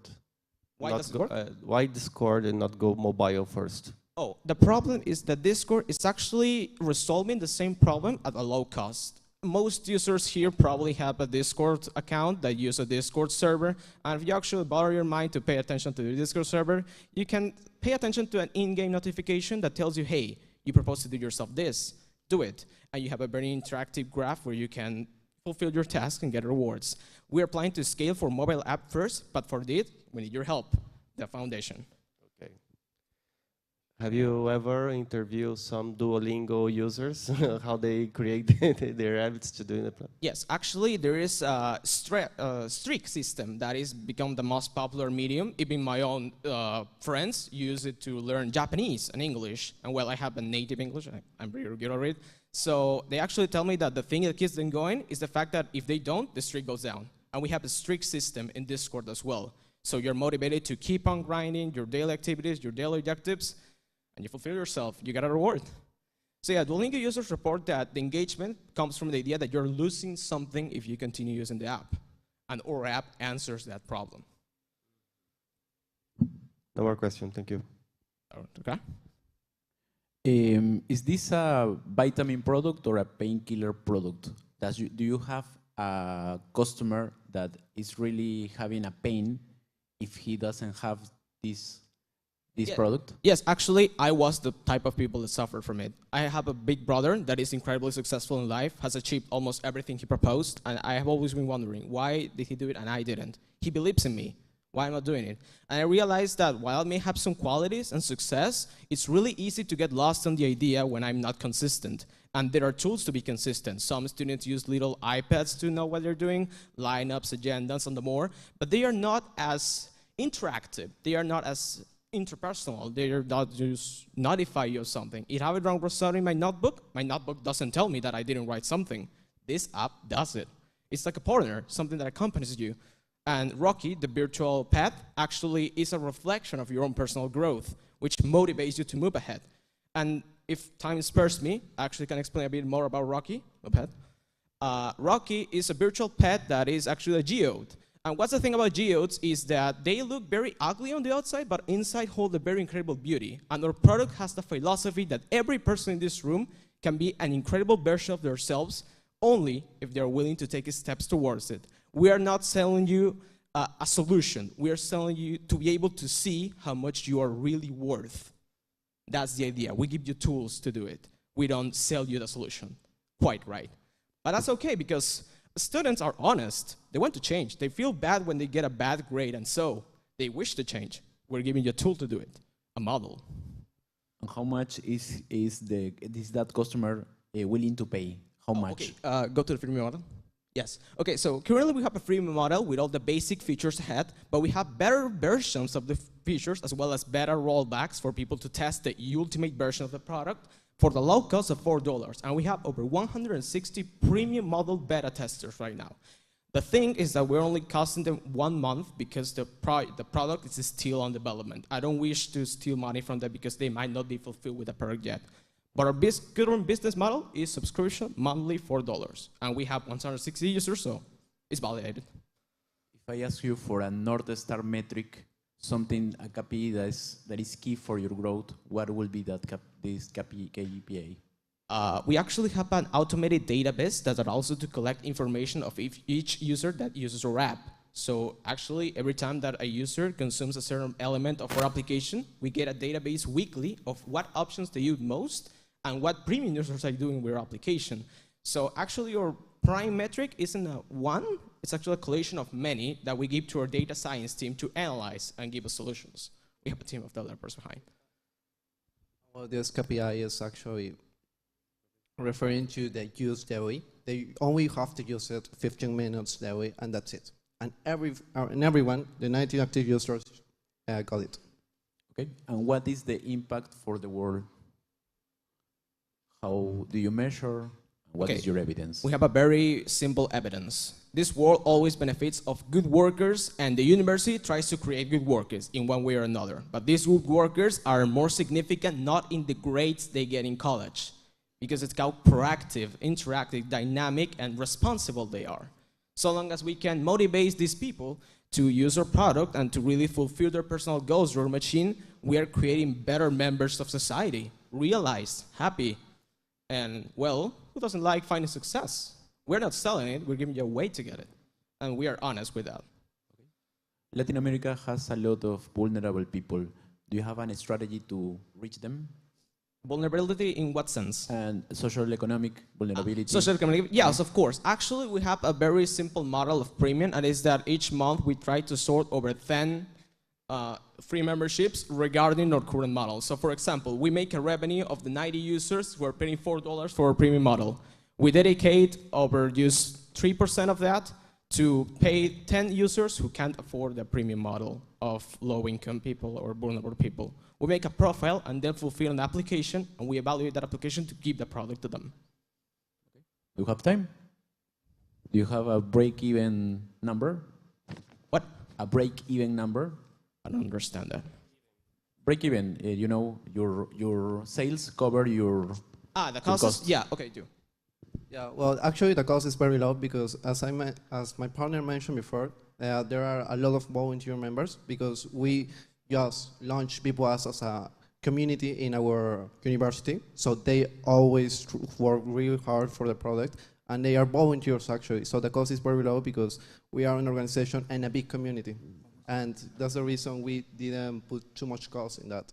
Most of all, what is the number of units you have to sell in a month to cover your costs? Oh, it's actually less than 20 units to cover our basic costs because most are simple, what's the name? It's voluntary work, and we have over 20% of our income positive and up to 60 with expected 70 users only per month. Okay, thank you very much. Thank you.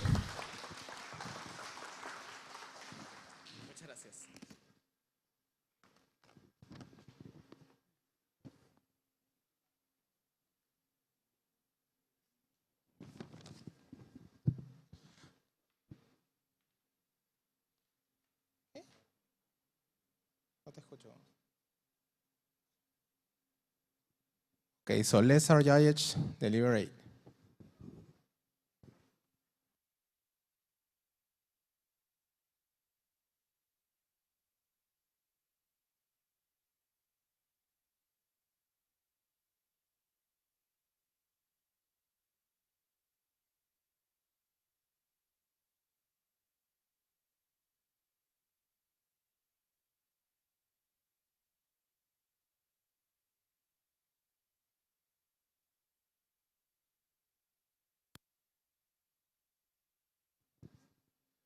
Okay, so good news. We will have another team. So the judges will deliberate and we will gonna tell in a few moments.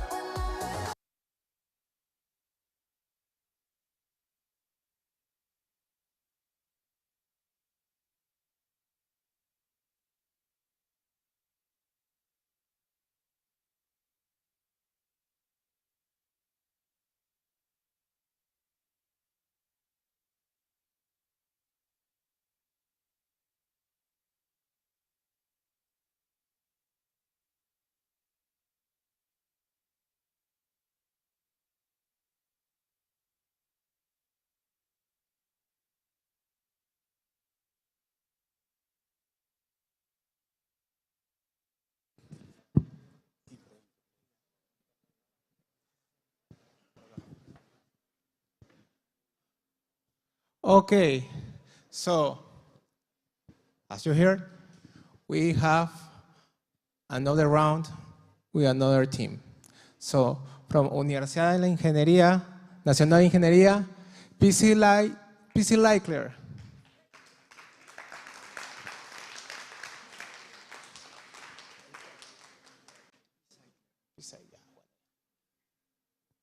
Así pasa cuando...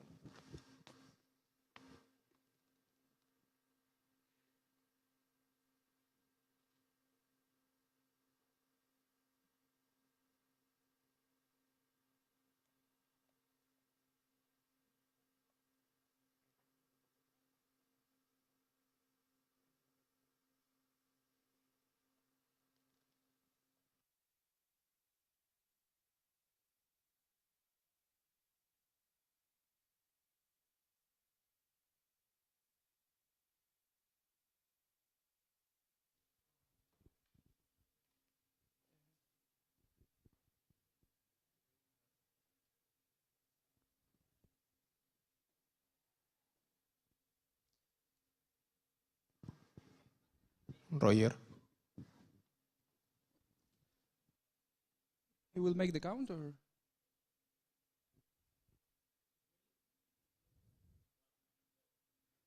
Did you know that at the beginning of the pandemic in Peru, there was only one laboratory capable of processing COVID molecular tests due to its high price and shortage of supply? While in other countries, laboratories and universities lent equipment and science-supported healthcare, in Peru, the mortality rate only increased. What would have happened if all the Peruvian talent had had the technological means to fight COVID-19? The solution to this? Molecular diagnosis within everyone's reach. That's when P-Cycler comes in. We amplify DNA through continuous heating and cooling. We have a simple design, making it suitable for universities and laboratories. Commercial devices cost around $5,500, but P-Cycler only $800. We have a TAM of almost 7,000 institutions, including academic and health centers that have a laboratory. We focus on the private sector, and we will begin with the universities and institutes, leaving us with 213 possibilities only in Peru. We have a business model based on the direct sales to these institutions, having a revenue of $800 per unit, 7 units per client, and 30 clients per year, having a total income of $168K annually. The unit economics, we have a production cost, shipping cost, and customer acquisition. The production cost includes material cost, direct labor, and indirect labor, and we will have a margin of 52.4%. But what do we seek to improve? Through expert interviews, we have detected these three main problems. Lack of training, long waiting times, and dependence on third parties. All of the above based on the lack of equipment. So that's why I believe P-Cycler will have a positive impact. Our product aligns with SDGs 3, 4, and 10, and we believe it will enhance the education of students related to biology and healthcare, accelerating the detection of diseases such as tuberculosis, dengue, and COVID. Well, the demand of this product is real, like we can see here, order from La Molina asking for these type of products, and also the interest in academic and scientific sector, because there are multiple theses using this type of products. But what do we need? We need first, more alliances with universities so we can expand our client portfolio, and then funding for the development of the first units so we can make the tests, and universities. With this, we will be ready to go. Our learning competence is OpenPCR, which although it offers a low-cost device, it does not have technical support and is a do-it-yourself product. Instead, ours, it's already assembled, we have technical support, and offers a more professional solution. As for the big brands, we are cheap, we are accessible, so we can reach, again, more customers, taking advantage. The team is formed by the leader who's talking, Gianmarco Campo, a biomed researcher at Uni, with international experience, Marco Rodriguez, in charge of electrical and electronic designer, also a biomed researcher, and winner of CSpace 2024, Hilary Ternero, Sustainability and Business Advisor with experience at being Sustainables Club Director at Dusil, and Mario Merich, All Hair Advisor, a researcher in Universidad Ricardo Palma, and a scientific journal publisher. We now have a working prototype is in the table. We don't have the desk. And well, we are not doing tests. This is actually DNA amplified by our product in San Marcos just a few days ago. We are expecting to upgrade the technology of our product and expand into the public sector and venture into medicine. Peace Cycler, democratizing health and education. If you want to contact us, please feel free. Thank you very much. Thank you, P-Cycler. Thank you for your presentation. About the prototyping, the tests that you have performed, how comparable is your prototype with the standard solution in the marketplace? Well, the standard solution is thought to high-budget laboratories, so it's bigger. The number of tests is bigger, like 90-something. But we asked experts, and we detected that we didn't need a lot of tests. So it's smaller, but the times and the accuracy are the same as the solutions that are present in the market right now. Yeah, the same. Because the test is biological, so we can change the accuracy in the machine. There is also, for example, if you can see the two bands in the upper, this is for a commercial equipment, and this is ours. So yes, we made a comparison with our product and a commercial product. Is another question? About patents and intellectual properties. We're in the process of a patent. Yes, we're having development. So yes, we're in process. We have begun it. Okay. And your business model is a product plus a service, right? Okay, so after that, the Q&A. Okay, so we are trying to sell the device. That's the first part. But we are also going to offer a service. We are scientists, so we can offer scientific training because there is a lack of training, as we said in the presentation. So we can offer training for the teachers that are going to teach and for the professionals that are going to run the tests in health services. And we also can offer technical support and research, and we can help some students with research.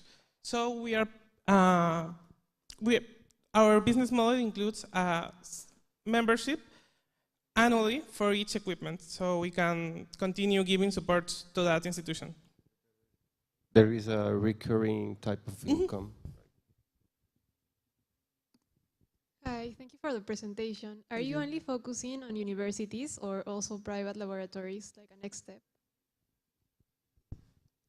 Right now, CDs, it can be used only in universities because we need a permission to do like health diagnosis. We are in the process, we are going to get there, but right now we can only sell to universities, institutes, and private research laboratories. Not diagnosis, but research can use it. And where do you produce the machine? It's made by me and Marco, actually. Both of us, we have spent time and a lot of effort doing the machine. We imported some materials, but most electronics and related are bought here, and we have assembled it. There is almost 3D printed parts, as you can see in the tape. So yeah, we have done it. Other question, please? Okay, thank you very much, P-Cycler. Thank you.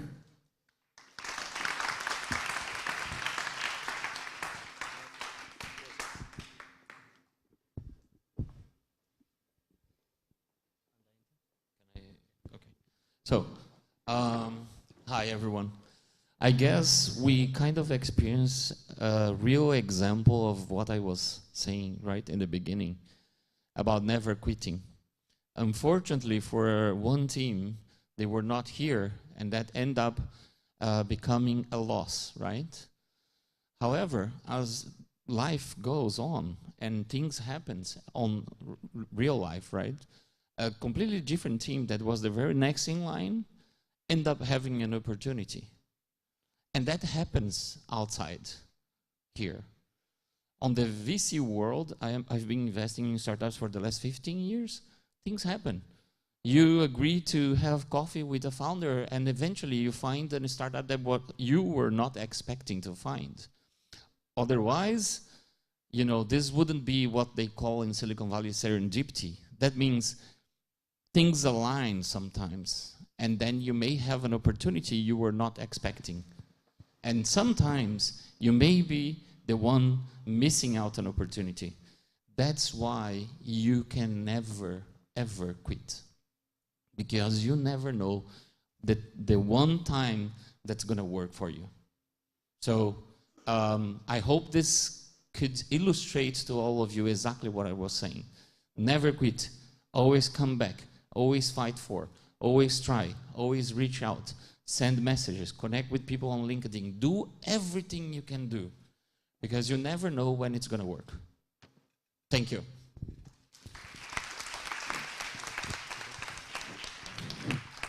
Thank you, Rodrigo.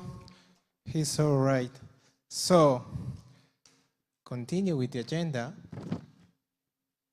I will invite for all our judges to deliberate in the VIP room, you know, over in the other building. And everyone who is in this audience, please stay because we'll continue with the agenda.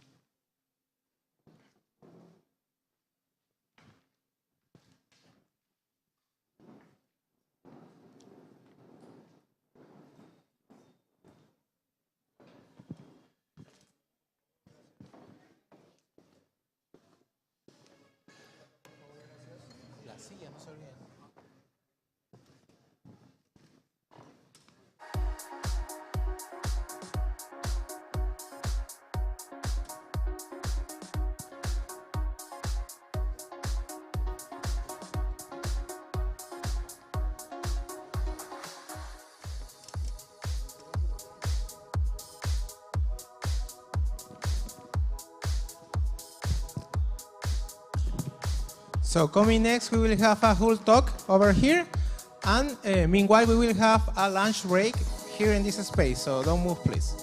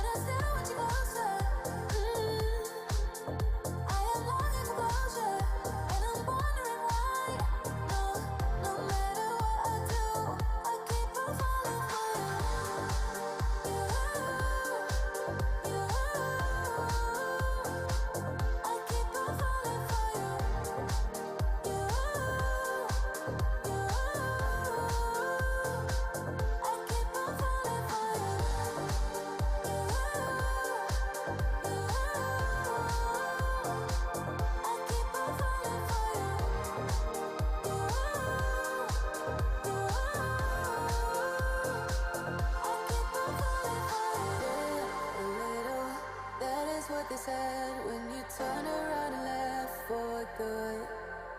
But the taste is bitter. Lonely in my bed, keep thinking about what we once had. It's true that it's hard to get over such a beautiful light. When I stare at you closer, I am longing for closure, and I'm wondering why. No matter what I do, I keep on falling for you.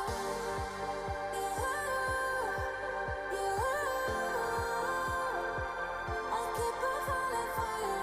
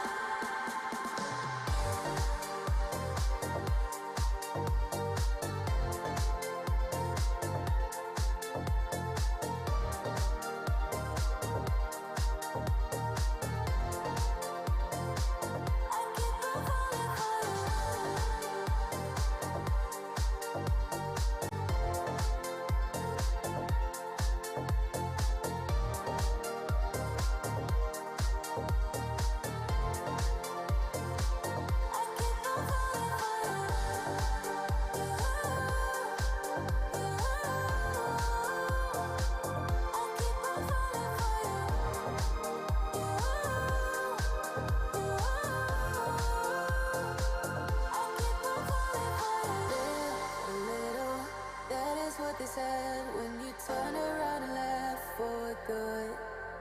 But the taste is bitter. Lonely in my bed, keep thinking about what we once had. It's true that it's hard to get over such a beautiful light. When I stare at you closer, I am longing for closure, and I'm wondering why. No matter what I do, I keep on falling for you.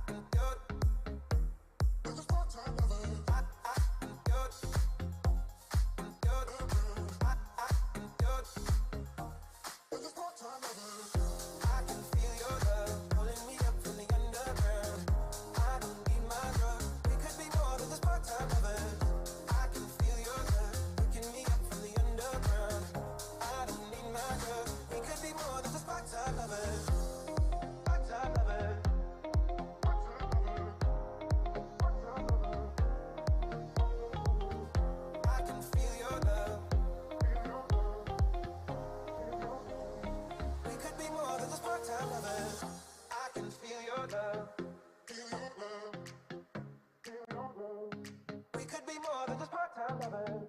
I can feel your touch. We could be more than just part-time lovers.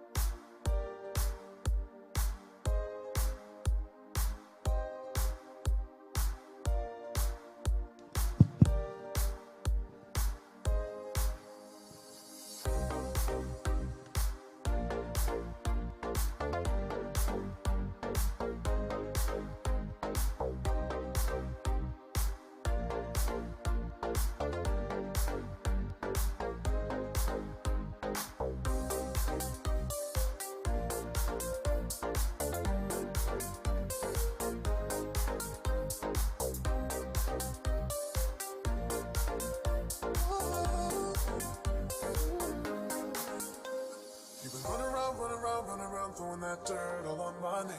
Cause I knew that I'd call you up. You would go around every party in LA. Cause I knew that I'd be at one. Oh, I know that stress is common, I feel regret. Got me thinking back when you were born. And now I'm all up on you, what you expect? Should've come home with me tonight. You just want attention, you don't want my heart. Baby, you just hit that for me with someone else. Yeah, you just want attention, I knew from the start. You're just making sure I'm back in the. You just want attention, you don't want my heart.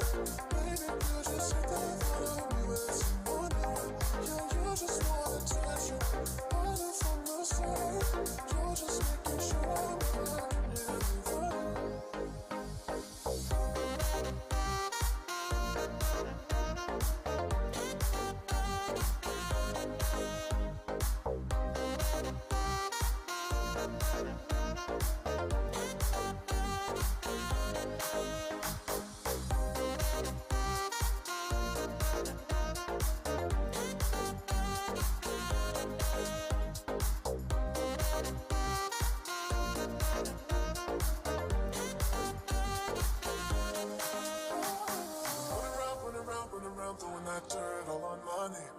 Cause you knew that I knew that I knew that I'd call you up. Baby, another way, right here, standing face to face. You already know that you won. Oh, I know that stress is gone, but I don't regret. Got me thinking back when you were mine. Got me thinking back when you were mine. I won't pull up on you, should expect. Should have come in home with me tonight. You just want attention, you don't want my heart. Baby, you just sit there for me with someone new. Yeah, you just want attention, hiding from the stress. You're just making sure I'm back here for you. You just want attention, you don't want my heart. Baby, you just sit there for me with someone new. Yeah, you just want attention, hiding from the stress. You're just making sure I'm back here for you.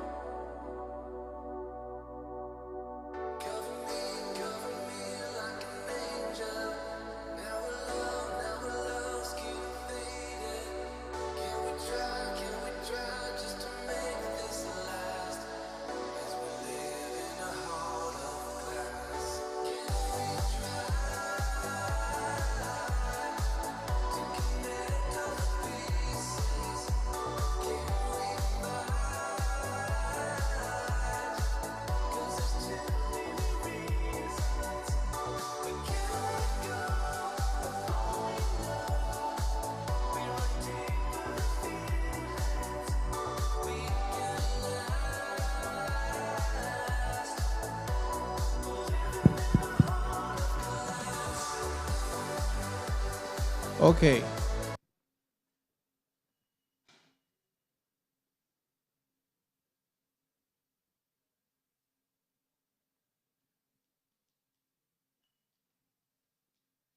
So meanwhile, our judges still deliberating.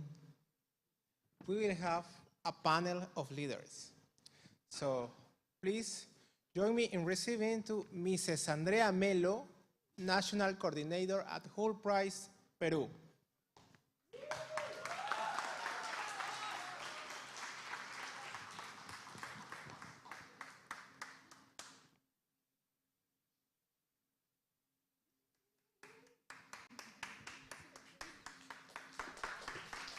Thanks. Súper. Gracias por la presentación. Suba. ¿Qué tal? ¿Cómo están? Muy buenas tardes todavía. Súper tenerlos aquí esperando. Yo sé que es un momento todavía como de espera y hay muchos equipos, invitados, personas. Pero en este momento me gustaría presentarles a algunas personas que son, bueno, no son todos y ahorita les voy a contar un poquito de historia, pero son algunas de las personas que han estado detrás de toda la competencia. Por ahí tienen el pasador. Gracias. Ya. Bueno, entonces como les decía, esta competencia, primera vez después de algunos años sucediendo acá en Perú, bueno, para los que no me conocen, perdón, mi nombre es Andrea Melo, yo soy coordinadora nacional de Hult Prize y aquí pueden ver algunos de los líderes que son justamente los Campus Directors. Campus Directors es un término de Hult Prize para decir quién es la persona líder en la universidad que se va a encargar de hacer todo el programa. Entonces, nosotros hemos tenido pues un montón de Campus Directors y equipo haciendo un montón de cosas alucinantes durante enero y febrero. Y acá pueden ver algunas de las métricas que hemos logrado. Yo sé que acá hay algunos participantes, pero justamente, chicos, muchos de los Campus Directors y equipos han sido participantes antes. Y yo de verdad les animaría a que en alguna siguiente edición puedan animarse a hacerlo. Entonces, les cuento un poquito.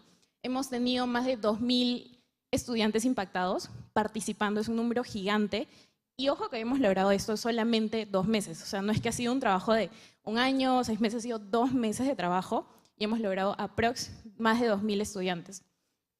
Hemos logrado 180 eventos en 2 meses en toda la comunidad. Es un número gigante, hasta yo me sorprendí cuando sacamos cálculos con los chicos, porque han habido de verdad más de como 15 hasta 20 universidades participando y han tenido evento tras evento tras evento, mentorías y diferentes cosas para los equipos. Entonces, en suma han sido como 180 eventos sucediendo en 2 meses, es un número impactante. Y aparte, nosotros también como equipo organizador, los líderes, buscamos también pues con todo esto que está pasando de la IA y tecnología, crear producto, movernos un poco más y en equipo creamos un WhatsApp Agent que es Hult y yo sé que por aquí algunos de ustedes lo han usado, que básicamente nos ayudó a tener y a gestionar más de 400 conversaciones y nos ha ahorrado de verdad muchas horas a la semana. Entonces nosotros también desde el otro lado y liderando nos hemos encargado de innovar y de hacer un montón de cosas interesantes, no solamente para retarse ustedes, sino para retarnos nosotros. Ahí pueden ver todas las universidades que participaron y como dice ahí, esto fue gracias a lo más de los 130 miembros y personas, de verdad hemos sido 130 personas moviéndonos detrás para que cada programa en cada universidad suceda. Entonces, alucinante y muchas gracias pues como ya hemos visto en diferentes espacios a Partnership SP por ser el sponsor principal de que todo esto suceda y obviamente a Científica por ser como host nacional de este evento final. Y también a todas las organizaciones que pueden ver en el lado izquierdo, abajo, que son organizaciones peruanas de Latinoamérica que nos han ayudado no solamente a darnos mentores y hacer todo esto posible, sino nos han ayudado con difusión y un montón de cosas. Entonces sí, y todo este impacto de verdad ha sido gracias a cada líder que hemos tenido en diferentes universidades. Y bueno, con eso quiero pasar aquí a los 4 líderes que nos acompañan el día de hoy. Voy a regresar al PPT. Sí, acá. Entonces, nada, ahí tiene un micro. Ahorita lo que vamos a hacer es conversar brevemente. Yo sé que estamos expectantes por los resultados, pero queremos compartirles un poquito de esto para que conozcan qué estaba pasando detrás mientras estaba sucediendo la competencia. Entonces, primero me gustaría, de verdad, chicos, que se presenten. Yo Yo creo que de manera corta de que su nombre, su edad, su rol y algo que quieran mencionar. Okay. Hola, mi nombre es Saúl Canturín, yo soy estudiante de la carrera de Ingeniería Económica, tengo 23 años, estudio en la Universidad Nacional de Ingeniería. ¿Por qué decidí organizar Hult Prize? Es un poco de pica con mi universidad. La verdad, durante 3-4 años no se desarrollaron así concursos de preincubación, incubación como tal. Y bueno, con mi equipo sabíamos que podíamos hacerlo y lo desarrollamos, ¿no? Muchas gracias.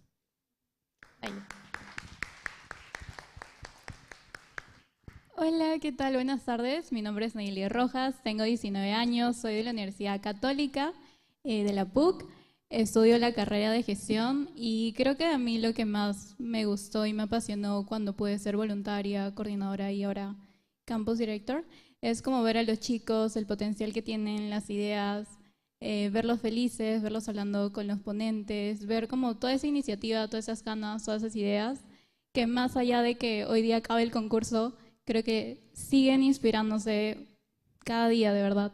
Entonces yo diría que por eso.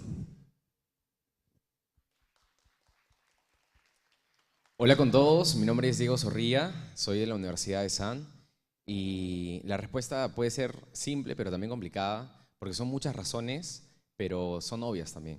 He sido emprendedor y creo que concursos como el de Hult Prize son los que nos fuerzan, a veces bajo la presión, a poder sacar lo mejor de nosotros y es por eso que decidí darle esta oportunidad a pues, todos mis compañeros en la universidad.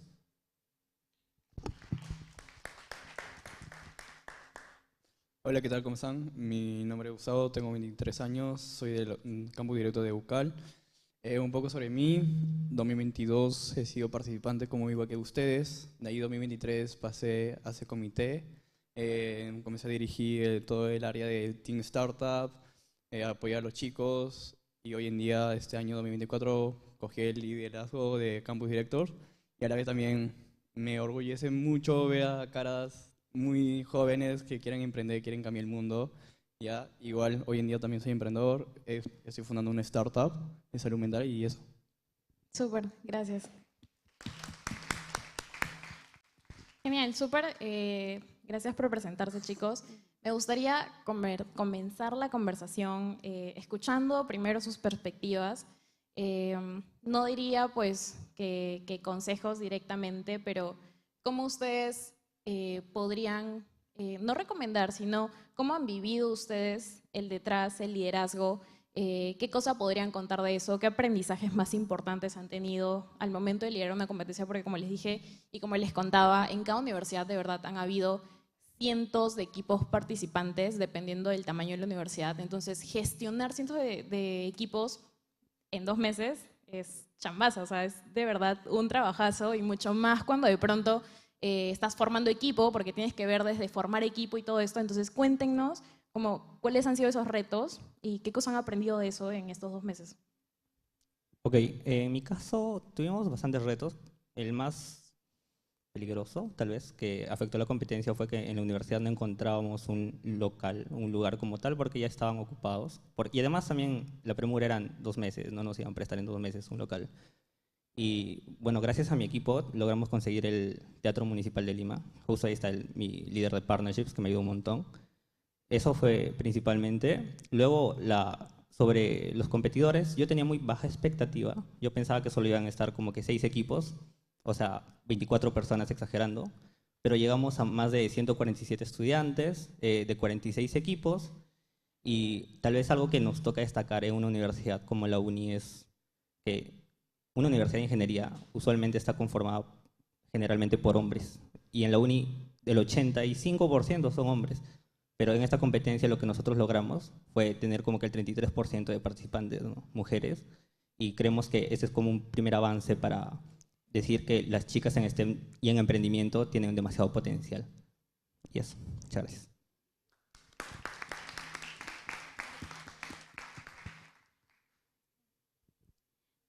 Yo diría que fue bastante complejo. Lo principal que creo que una persona siempre debe tener es un buen equipo. O sea, cada uno de ustedes tiene un equipo que sé que lo sostiene, está ahí siempre y cuando todos están entrando en crisis se tienen el uno al otro. Creo que yo tuve bastante, de hecho acá también está mi líder, que está ahí atento, espero a lo que estamos conversando.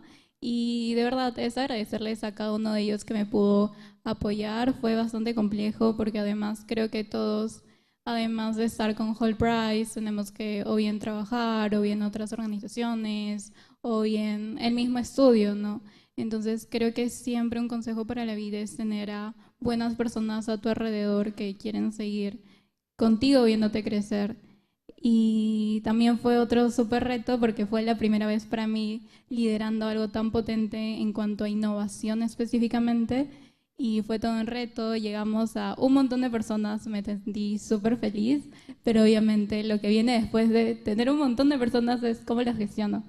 Y fue definitivamente bastante lindo, bastante complicado, bastante complejo, bastante estrés, pero al fin y al cabo es como poder llegar a todas esas personas, es que todas tienen ese interés. Y si tienen ese interés, ese es el primer paso para hacer algo increíble. Entonces, sí, fue una experiencia, yo diría, bastante linda que les animo a cada uno de ustedes en todas sus universidades a formar parte, de verdad.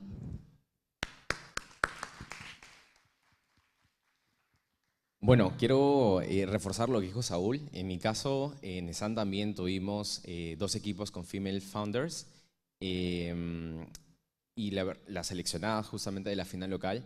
Y yo creo que en STEM, las mujeres, y no solo en STEM, innovación, emprendimiento y muchos rubros, la verdad, están, yo creo, sacándonos a los varones del campo, porque me he tocado en todo mi proceso, tanto de emprendimiento hace 5 años, como en el trabajo, con, la verdad, mujeres increíbles. Como también a quien quiero agradecer, Alexandra Urquiza, que ha sido mi Deputy Campus Director y con quien hemos movido mar y tierra para que en ESAN podamos hacer un programa tan especial como el de Hult Prize. Una dificultad que tuve en ESAN es que, tal vez como también en la uni, pues se piden permisos con mucha más anticipación y hay eventos, tal vez conocen ESAN como escuela de maestría, hay eventos que pueden ser, ¿no? Tal vez no más importantes, pero sí planificados con mucho tiempo, entonces fue difícil. Lo segundo también fue el tema de que ser emprendedor es un rol y ser campus, líder o mentor para los equipos que justamente están participando es otra cosa. Yo tuve 3 equipos, uno en Heltech, perdón, esa es mi experiencia en Heltech, y tuve un equipo, el primer puesto que fue en educación, tuve el segundo puesto en belleza y cuidado personal y el tercer equipo en el sector agro y construcción, ¿no? Entonces fue un reto, la verdad, ya dejar el rol de emprendedor y buscar darle todos los recursos y también los mejores mentores, ¿no? Y talleristas para que puedan desarrollar su emprendimiento. Eso fue un reto, ¿no? Cambiar de rol. Y lo último, creo yo, es el tema de la premura, ¿no? Pero gracias a Hult Prize, yo creo que los 3 equipos que tal vez no han podido pichar el día de hoy, creo que nos duele a algunos campus director, de todas formas han logrado llegar acá, conectar con personas y justamente desarrollarse en el ecosistema.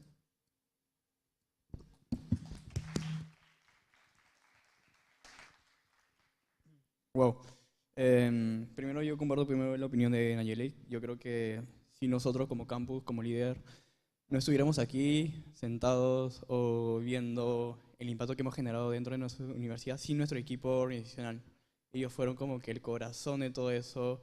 Yo en verdad estoy agradecido con todos mi comité, coordinadores, tanto Team Startup, Marketing y eventos, se la rifaron. También comparto mucho la opinión de Diego, el tema de los procesos con la universidad también a veces a nosotros como líder nos friega mucho por el tema de que, oye, no nos dejas impactar en generar innovación, lo que hoy en día hay muchas personas buscan eso en sus universidades. Yo me sorprendí mucho cuando estaba en convocatorias con UCAL, dije, es una universidad pequeña, no creo que pueda buscar muchos equipos. Mi meta con mi equipo era, oye, no espero mucho, 20 equipos con 50 participantes, pero me sorprendí cuando vimos las métricas, vimos las metas las superamos a 1000, llegamos a tener casi 86, 90 participantes con 37 equipos y fue como que metas que me ahora digo, oye, UCAL, siendo una universidad pequeña, tiene mucho potencial de innovación y emprendimiento y cambio social. Así que en verdad me siento orgulloso por mi universidad. Súper. Con esto quiero como recalcar algunos puntos que los campus directors han tocado. Primero esto de cómo estamos cerrando la brecha en mujeres. Yo recuerdo como hemos tenido realmente como algunas reuniones donde nos hemos puesto a pensar qué acciones estratégicas podemos hacer para hacer que más mujeres participen en la competencia. Y aunque no es directamente un punto que Hult Prize pues, nos pida obligatoriamente, nosotros hemos hecho en temas de difusión, en diferentes procesos, estrategias para que haya más mujeres participando y de verdad todas las universidades han cumplido y han superado la meta, es algo genial, estamos de verdad muy felices porque es difícil ver female founders que se atrevan y de verdad ustedes mismos y mismas han visto acá muchas mujeres pichando, entonces estamos bastante contentos por eso. También quisiera rescatar lo que decían, que el equipo es, a ver, si ellos dicen que su equipo es más importante, para mí, ¿verdad? Ellos son el soporte y a pesar de que cada uno de nosotros somos líderes, realmente, y con cada experiencia y cada voluntariado y con cada proyecto nos damos cuenta que sin el equipo no generamos ningún resultado impactante o grande. Entonces sí, yo también agradecer de verdad a todos los campus directores que hemos tenido, al equipo nacional que he tenido, por acá está Claudia, el equipo nacional que también nos está ayudando muchísimo con la parte de difusión, la parte de marketing y personas capas que han tenido como la experiencia, cuando nos juntamos es alucinante. Y bueno, ahora quisiera como también pasar a comentar un poquito de los equipos. Me gustaría escuchar a ustedes, muchos de ustedes son también como founders o han tenido la oportunidad de estar en startup o de tener como estas visibilidades o puntos de vista desde el otro lado, desde el lado emprendedor. En mi caso, yo quisiera comenzar dando algunos consejos. Yo también trabajo actualmente en Venture Capital, o sea, invertimos en startups y como decía, muchas veces de los miedos más grandes o de las cosas que veo en los emprendedores es no se atreven a tener la confianza necesaria para dar su idea, dar su pitch. La idea puede ser alucinante, el producto puede ser genial, pueden estar haciendo de verdad algo impactante en todo nivel, pero si ustedes no lo demuestran a nivel como seguridad cuando pitchean, como bajan puntos. Entonces, de los primeros consejos que yo les daría es, si están construyendo algo, o sea, díganlo con de verdad mucha confianza. Y si no saben algo, pues díganlo, ok, lo voy a investigar y continúen, pero jamás es como quedarse con el miedo y atreverse. Yo creo que es eso. Saúl, no sé, ¿qué nos puedes comentar? ¿Algún consejo para founders, y especialmente, obviamente, para los chicos que estamos acá, que ya tienen ideas, que están muchas veces en tracción o que ya están poniéndose a prueba? Creo que mi opinión o mi consejo es un poco más sesgado a mi universidad, ya que en la uni, en cada facultad, nos gusta desarrollar demasiados prototipos. Desarrollamos robots, desarrollamos aplicaciones, lo que sea. Pero lastimosamente nunca nos atrevemos a lanzarnos al mercado o a hablar directamente con nuestro cliente, ¿no? Y tampoco tratamos de validar que es un problema real, un dolor que realmente se siente. Y bueno, es un mensaje para los chicos uni que están acá, es validen, hablen con sus clientes, identifiquen correctamente el problema, porque muchas veces eso es lo que nos limita a nosotros como estudiantes de la Universidad Nacional de Ingeniería. Pero ese es un sesgo que hasta ahorita se tiene, pero al menos con Hult Prize estamos tratando de escalar un poco más y dar el siguiente paso, ¿no? Muchas gracias.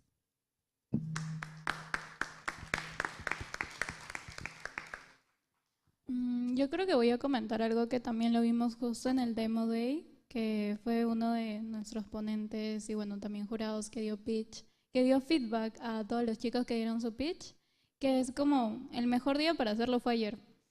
Entonces tienes que hacerlo ahora, porque realmente hay un montón de oportunidades que pasan, que siguen pasando, entonces ya es momento como de tomar acción y definitivamente, o sea, comparto la opinión que decían, de hecho en PUC hay muchas chicas, estoy viendo a 3 chicas por acá también del equipo de PUC y me alegra verlas, ahí me alegra ver que están como y que quieren seguir impactando. Otra cosa también bastante importante es no tengan miedo a decir no sé hacer algo, no tengan miedo de decir no lo puedo hacer. De hecho, yo aprendí muchísimas cosas como campus, le preguntaba a veces a Andrea, ¿y cómo es esto? Andrea, ¿cómo es otro? Porque obviamente es una experiencia nueva para cualquier persona, o sea, estamos recién aprendiendo, estamos recién viviendo, entonces nunca tengan miedo a que la gente sepa que realmente no saben porque si lo admiten, son honestos con las otras personas, son honestos consigo mismos y eso les va a abrir de verdad muchísimas puertas porque también se nota el interés que hay para saber, para aprender y sobre todo algo que bastante mencionan es que nunca pierdan tampoco ese lado más social, ese lado más de, oye, este es un país con demasiadas problemáticas sociales, podemos hablar de género, podemos hablar de pobreza, podemos hablar de contaminación, entonces todo lo que hagan, o sea, también tengan en cuenta que ustedes son ciudadanos de este país, son ciudadanos peruanos y que también deben poder tener esa capacidad y poder tratar de ayudar a los demás. Entonces eso es algo que quiero que nunca lo pierdan. De hecho, desde cualquiera de las carreras, desde ingeniería, desde marketing, yo que soy de gestión, cualquier persona en realidad, creo que podemos hacer un gran cambio y en un país como en el que estamos, en una situación tan grave como la que estamos, necesitamos a estos jóvenes que quieran cambiar las cosas. Solo eso. Es una pregunta bastante complicada porque nosotros no hemos tenido éxito. Yo he tenido 2 startups que en un año, ¿no? tuvieron que parar y dar un consejo a emprendedores como ustedes que realmente en la mayoría, en todos los casos he visto una problemática real que es donde se debe iniciar, ¿no? Es difícil dar ese consejo, pero algo que me pongo a pensar es una de las primeras pláticas que tuvimos con BCP sobre Open Innovation, ¿no? Innovación abierta. Yo creo que ha pasado muchos años y los emprendedores, los inventores, ¿no? Hemos entendido, lo digo como emprendedor y no inventor, hemos emprendido que es momento de, digamos, salir del dormitorio y buscar conectar con la comunidad, con el ecosistema y aprender unos de otros, ¿no? Hablaba con 2 finalistas hace un momento que han pitchado acá y justamente tienen esa mentalidad, ¿no?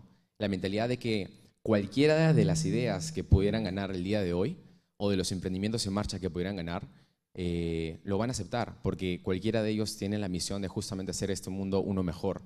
Puede sonar cursi, pero en realidad la colaboración es muy importante, ¿no? El poder conectar con otros y poder ahorrarte, así como un mentor te ahorra tiempo, el poder ahorrarte testeos o cosas es muy importante. Y a veces como emprendedores estamos tan focalizados en la solución que perdemos, ¿no?, la oportunidad de aprender junto con otros emprendedores o empresarios que están haciéndolo. Y yo creo que Hult Prize, siendo una comunidad y un concurso de emprendimiento social global, posiblemente el más grande del mundo, es la oportunidad perfecta para no solamente conectar aquí en Perú, sino conocer y ver más allá, ¿no?, quiénes están, digamos, en el ecosistema.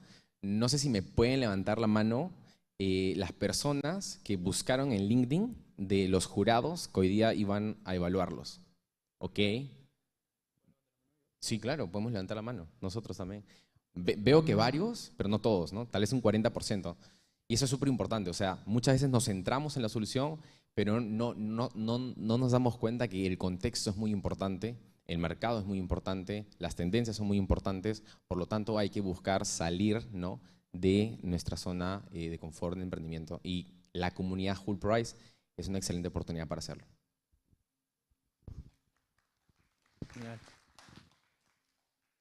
Bueno, en verdad es una pregunta muy fuerte.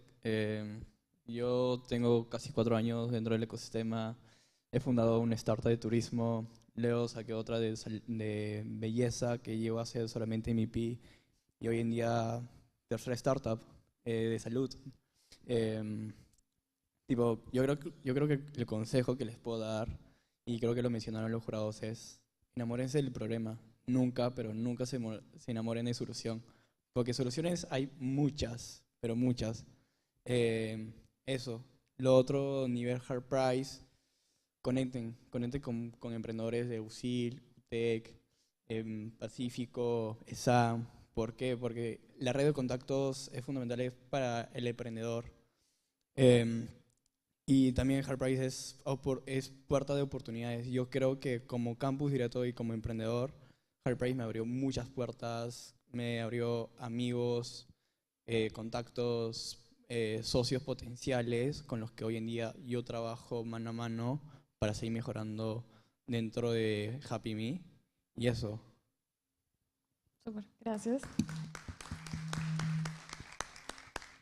Sí, y sea, genial. Muchas gracias de verdad, chicos, por los consejos. Y yo sé que no solamente ellos y no solamente se queden con esa perspectiva, como decía Diego, vayan de verdad más allá. Y me alegra bastante que muchos de ustedes han levantado la mano cuando pregunto si han buscado efectivamente quiénes son los jurados, porque eso es, como siempre, estar un paso más adelante y mucho más cuando estamos hablando de una competencia. Entonces, genial por ahí. Yo sé que hemos escuchado, ¿verdad?, muchos aquí en el auditorio, en diferentes eventos y en otros espacios, sus pitches y estamos bastante felices como del nivel que están logrando.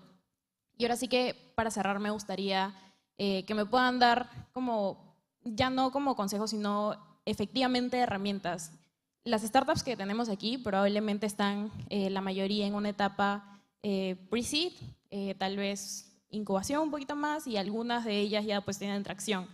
Para diferentes niveles, obviamente diferentes tipos de herramientas. Desde su experiencia, si nos pueden recomendar igual algunas herramientas, yo empiezo en este caso. Yo creería que si hay como un súper consejo que les puedo dar viendo y estando como ecosistema es aprovechen de verdad la cantidad de fondos, espacios de aceleración, identifiquen bien qué espacio de aceleración les conviene más y entren. Ahorita imaginemos, se acaba Hult Price y muchos de ustedes no van a ganar porque obviamente hay un ganador, hay un segundo puesto, un tercer puesto, pero muchos de ustedes como se van a quedar con la idea. No se queden con la idea, o sea, de verdad haber llegado hasta este punto, ustedes han visto las métricas, han habido más de 2.000 personas participando y llegar hasta este punto significa que lo que tienen ahorita y lo que han construido tiene valor y puede llegar a escalar o tiene un potencial gigante de algo. Vayan y busquen el espacio donde les pueden seguir ayudando para acelerarlo. Busquen aceleradoras y no cualquiera. Si, por ejemplo, la de su universidad no hace tanto match con ustedes, vayan y busquen un acelerador externo de otra universidad. Y si tal vez no hay una aceleradora digital, y si tal vez no es la etapa de aceleración, busquen recursos en línea, pueden hacer bootstrap, pueden hacer de verdad muchísimas cosas y seguir avanzando, pero muévanse rápido y busquen siempre generar pues el revenue. No se queden solamente en el MVP, sino busquen generar ingresos, revenue y probarlo, como decía Saúl, no se queden en ese espacio. Entonces, eso, y yo estoy segurísima que ahorita los campos directos les van a decir algunas herramientas y también acérquense a ellos, porque nosotros, como pueden ver, somos jóvenes como ustedes, chicos que tenemos contactos, posiblemente con espacios con los que ustedes pueden seguir escalando. Entonces, si por ahí quieren preguntarnos y decirnos, no sé, conéctenos con tal persona, con tal aceleradora, lo podemos hacer. Entonces, eso. Ahora sí, Saúl, si nos pueden dar, y chicos, como para cerrar la ronda, algunas herramientas. Sí, definitivamente eso de los concursos, hay varios concursos no reembolsables, directamente para mi equipo que les pasé uno último. Creo que, bueno, al menos nosotros lo tenemos en base a prototipo, pero nos falta un montón de cosas como las páginas web. El otro día leí leí un post en LinkedIn donde principalmente nos dan como que principales herramientas como Known, como Make, como Notion, que nos facilitarían la vida. Toda la gestión que tal vez no se tenga en su actual startup, en su actual equipo, eso lo facilita. También para hacer la conversión de ventas, hay distintos CRMs, pero como ahorita ustedes siguen en Pre-Seed, creo que organícense bien, más allá, hablen con emprendedores como ustedes, ¿no? Si ustedes son I+D, busquen un emprendedor con el que puedan conectar, porque muchas veces es fácil, eres I+D, pero hablas con alguien que está haciendo SaaS, no te va a ayudar para nada. Pero eso, y creo que al menos en Perú todavía el ecosistema es muy pequeño, así que tenemos al alcance como a muchos inversores, a muchas incubadoras, muchas aceleradoras. Y bueno, de paso no se limiten porque creo que muchos de los emprendimientos de Hult Price están para llevarlos a nivel internacional. Creo que un buen ecosistema es Chile, Colombia, México, que lanzan programas constantemente. Y no se limiten, chicos, sueñen alto.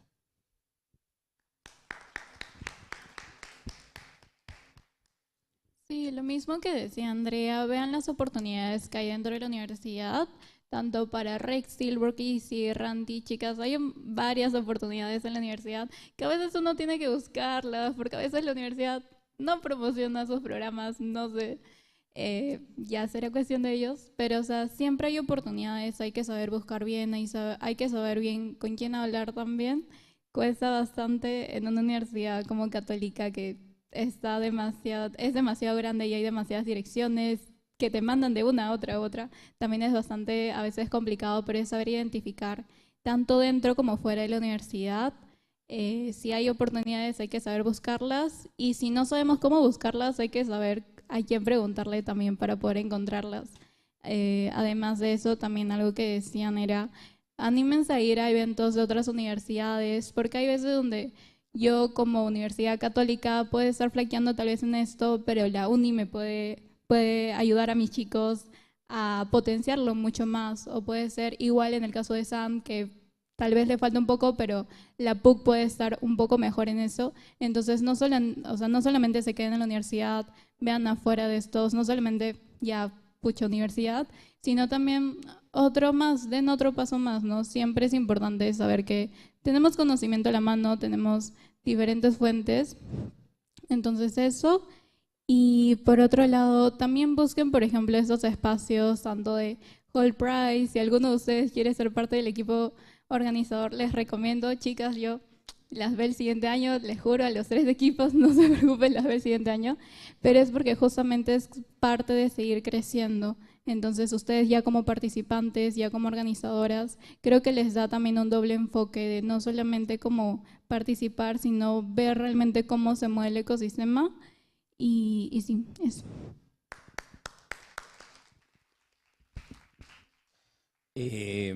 Bueno, las herramientas que voy a mencionar son más tradicionales, pero creo que han servido bastante durante mucho tiempo. Y ya mencionaba la primera, ¿no? El networking. Por ejemplo, no sé si aquí pueden levantar la mano quienes pueden tener un producto o solución relacionado a fotosíntesis. ¿Nadie? ¿Fotosíntesis? Por ahí levanta una persona. Bueno, ¿quién relacionado a productos industriales? Agroindustriales, perdón, como galletas. Ok, también los chicos de Kushu, ¿no? Kushu Foods, creo. Entonces, no sé si ustedes tienen, por ejemplo, a la mano el contacto de Hernán Nasto, que es el CEO founder de Alinti, o, por ejemplo, otros founders en agroindustria como Julio Garay, y hay varios, ¿no? En agroindustrias hoy en día en el Perú. Pero, por ejemplo, nosotros podemos tenerlo. Entonces, en el networking, probablemente no conozcas aquí a la persona que te pueda ayudar ahorrando mucho tiempo, pero sí a las personas que te pueden llevar a, ¿no? Reales mentores que te pueden ayudar mucho. Entonces, el networking. Lo segundo, el inglés. Yo tuve muy poca práctica, creo que por ahí asienta en la cabeza. Yo tuve muy poca práctica de inglés en el colegio, ¿ya? Porque no fui muy bueno en el colegio, pero tuve que aprenderlo en la universidad. Gracias a Dios, habían cursos, buenos profesores, y de un momento a otro, como lo dijo el representante de Hult Prize, Alejandro Rodrigo. Right, ok.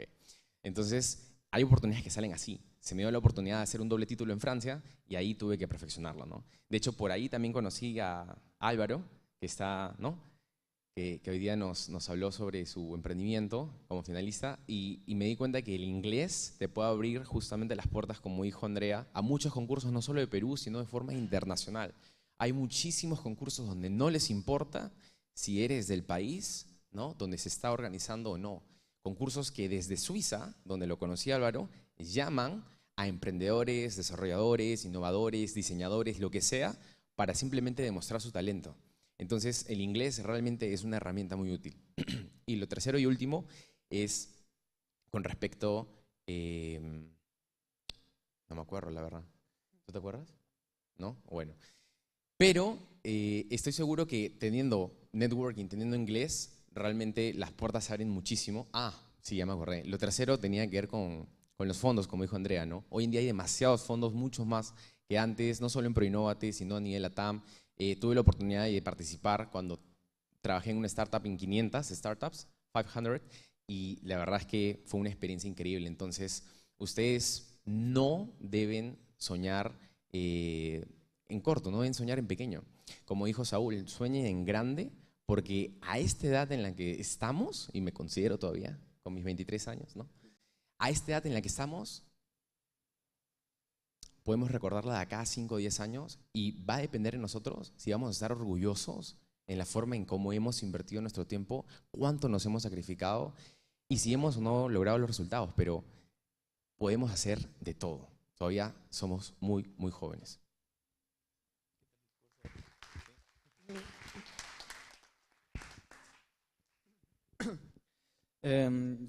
Las herramientas que yo le daría en sí, mayormente serían más personales, tipo hay muchas más oportunidades ya como makers, como Star, Fellowship, que son espacios que conectan con mayormente ecosistema extranjero.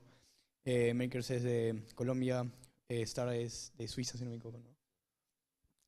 Y eso, tipo, lo otro, nivel más emprendedor, tipo, nunca terminamos de conocer al usuario final. Sigan conversando con ellos, sean empáticos, muy empáticos, y tengan sus primeras ventas, porque ahí van a demostrarse ustedes mismos si es que funciona o no funciona el producto, ¿ya? Y eso, un poco muy corto.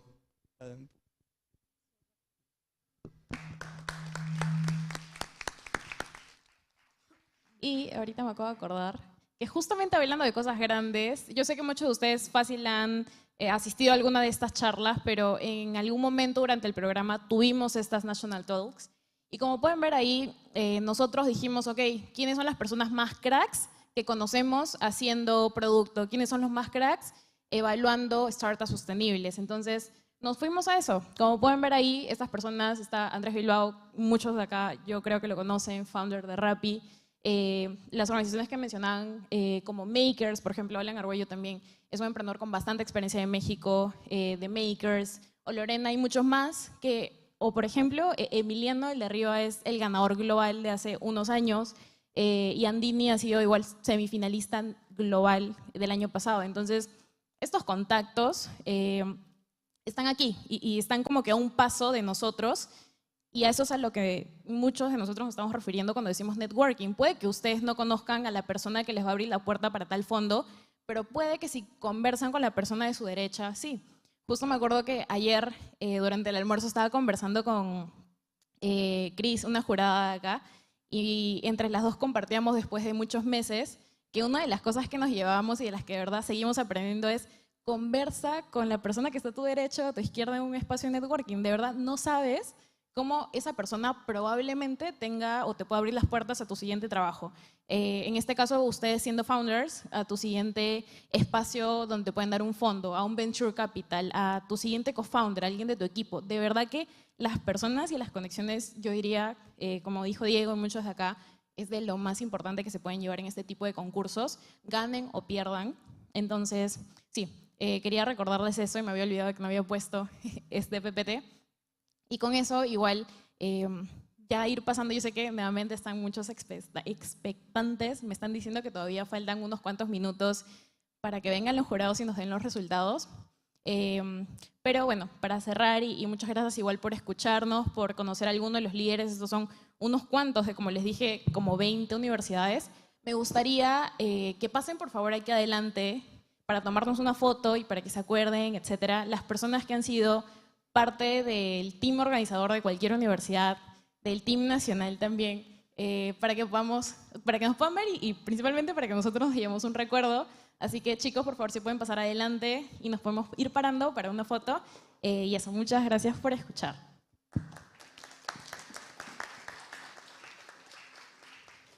Ya voy a dejar probablemente esta. Sí, yo creo que es. Ya, súper. Ya, primero si nos pueden ayudar como tomando fotos nosotros y luego en lo que va subiendo. Súper, gracias.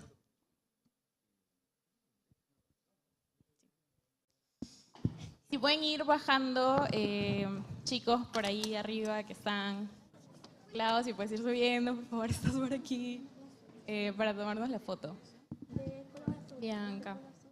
Sí, primero acá y luego con... ¿Qué necesitamos? Porque tenía dos personas, chicos.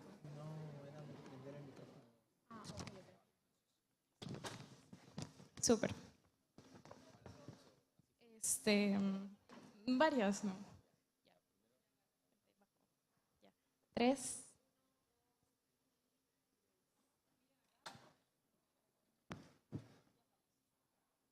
Ahora sí, si pueden ir subiendo, por ahí está Padme. Suban rápido, chicos, para no demorarnos mucho, por favor. Igual Freddy, Andrés, Padme, Ale. Por ahí están. ¿Estamos? Bianca, ¿está por acá? Ya. Ya, chicos. No nos falta nadie, por favor, porque tampoco es que vea mucho. Pero listo. Yo creo que... ¿Estamos? Todos. Todos los que han sido parte de tu team de campus. Listo. ¿Nos ponemos así o en 2 filas?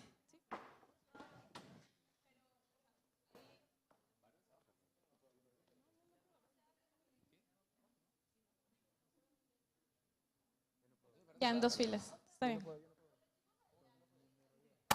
No, no te preocupes.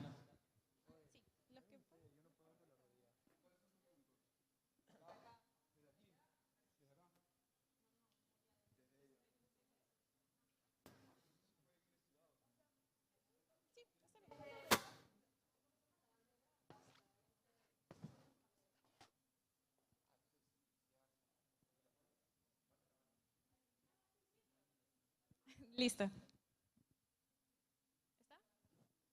¿Sí? Ya, listo.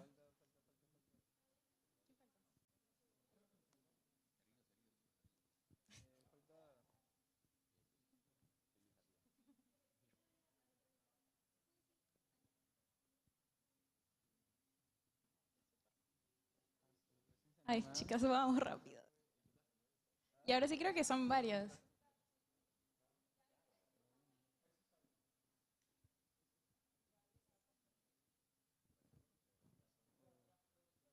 ¿Está? Listo. Ya.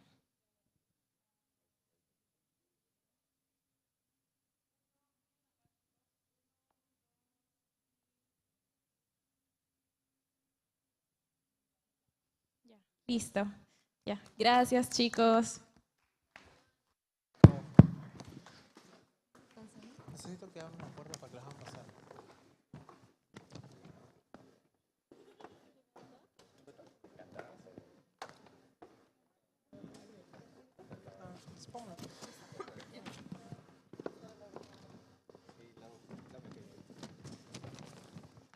Okay, thank you once again, Andrea, Nayeli, Gustavo, Saúl, and Diego for your advice and congratulations for all this job.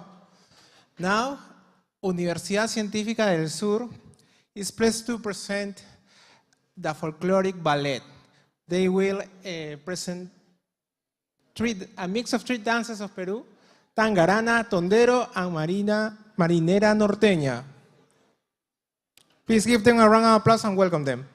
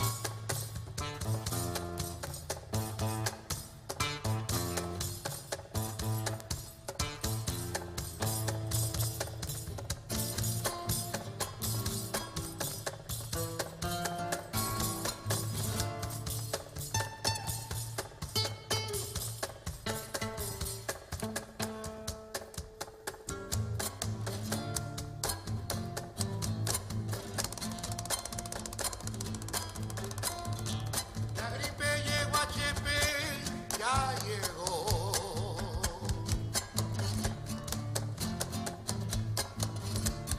La gripe llegó a Chepe, ya llegó. Mira,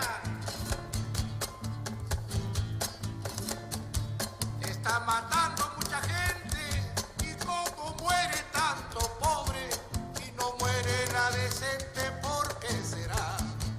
Está matando mucha gente y como muere tanto pobre y no muere la decente, porque se adivina, toma, entra, jaja.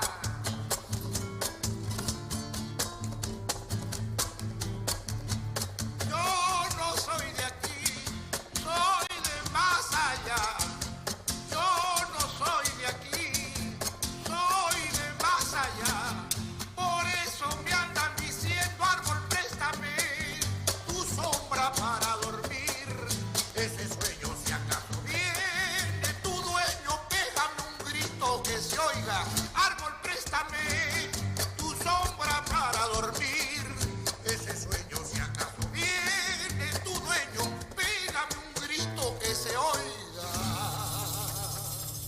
Vámonos, compañeritos, vámonos, que vengan otros, que les hagan el cariño que nos han hecho a nosotros.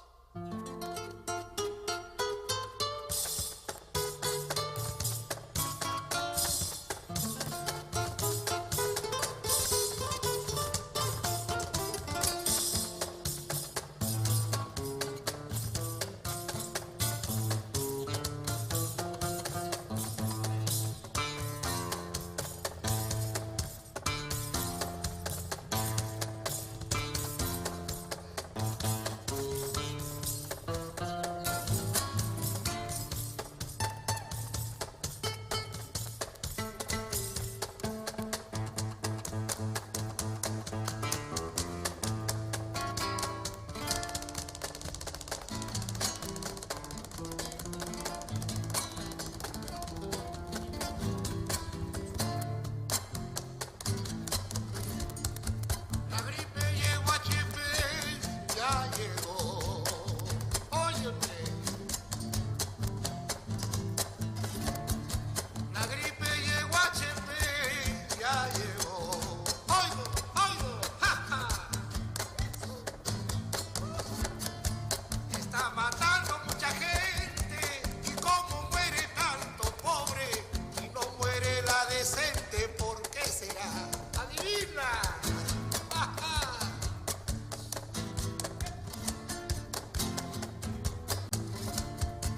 Está matando mucha gente y como muere tanto pobre y no muere la decente, ¿por qué será?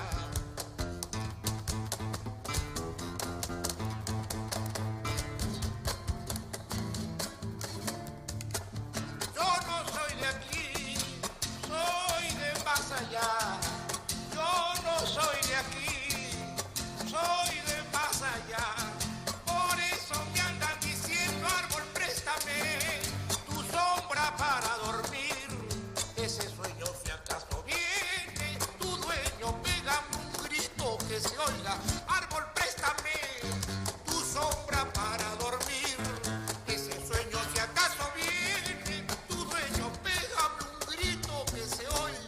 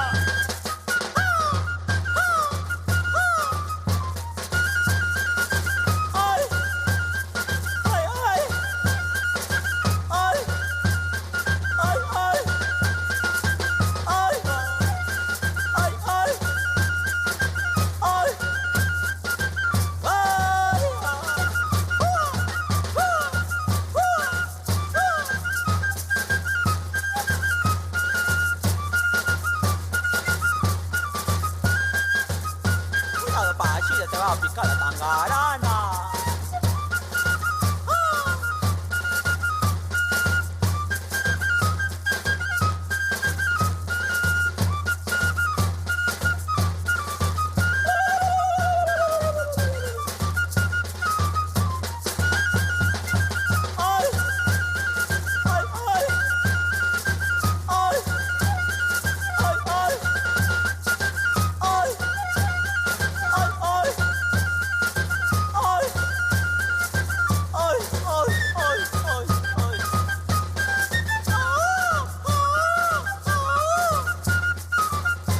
Y es la costumbre del Amazonas,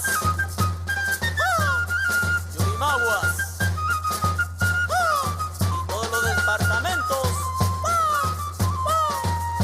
de la Amazonía.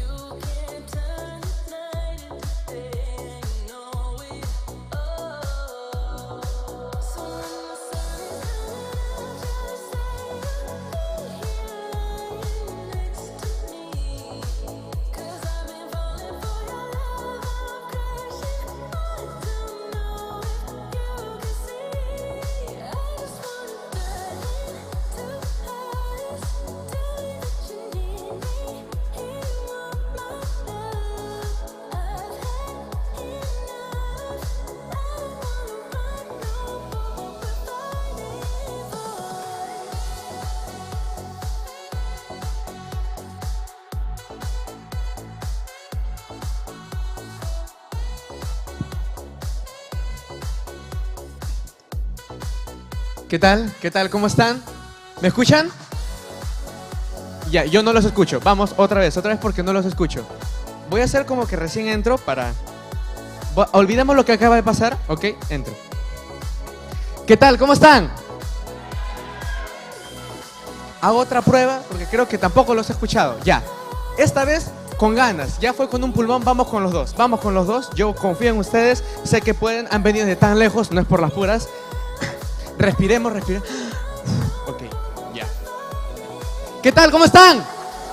¡Yeah! Ahí está. ¿Qué tal? ¿Cómo están? Muy buenas tardes. Déjame ver la hora para ver si puedo decir tardes. Efectivamente. ¿Qué tal? ¿Cómo están? Muy buenas tardes. Chicos, me presento. Mi nombre es Elías Morante. Algunos ya me conocen, otros no. Otros me han visto molestarlos. Otros me han visto acercarme el día de ayer a hablar y decir, oye, pásame el nombre de tu equipo. Otros seguro ni siquiera me han visto. Bien, me presento. Soy Elías Morante. He sido voluntario de Hult Prize y también embajador de Hult Prize en la científica. El día de hoy estoy completamente agradecido de estar aquí con ustedes. Y ustedes dirán, y Elías, ¿ahora qué vas a hacer? Bueno, tengo sorpresas para ustedes. Van a ser dinámicas demasiado rápidas, pero para eso necesito de que ustedes estén aquí conmigo, pendiente de todo. Entonces necesito que podamos hacer primero algo, para que puedan ubicar a sus compañeros, de repente no han conversado con ellos el día de ayer y quieran conocerlos. ¿Dónde están los que representan a la Cato? ¿Pueden levantar su mano? Grita, dale con todo. ¿Dónde están los que representan a la Cato? ¿Hago lo mismo? ¿Me vuelvo a ir? ¿Cómo? Ok, vamos otra vez. Yo confío. Tengan fe, sin miedo. Aquí nadie muerde. ¿Dónde están los que representan a la Cato? Chévere. ¿Dónde están los que representan a la Ulima? Sin voz. Ok, cuando ganaron, allá sí. Aquí.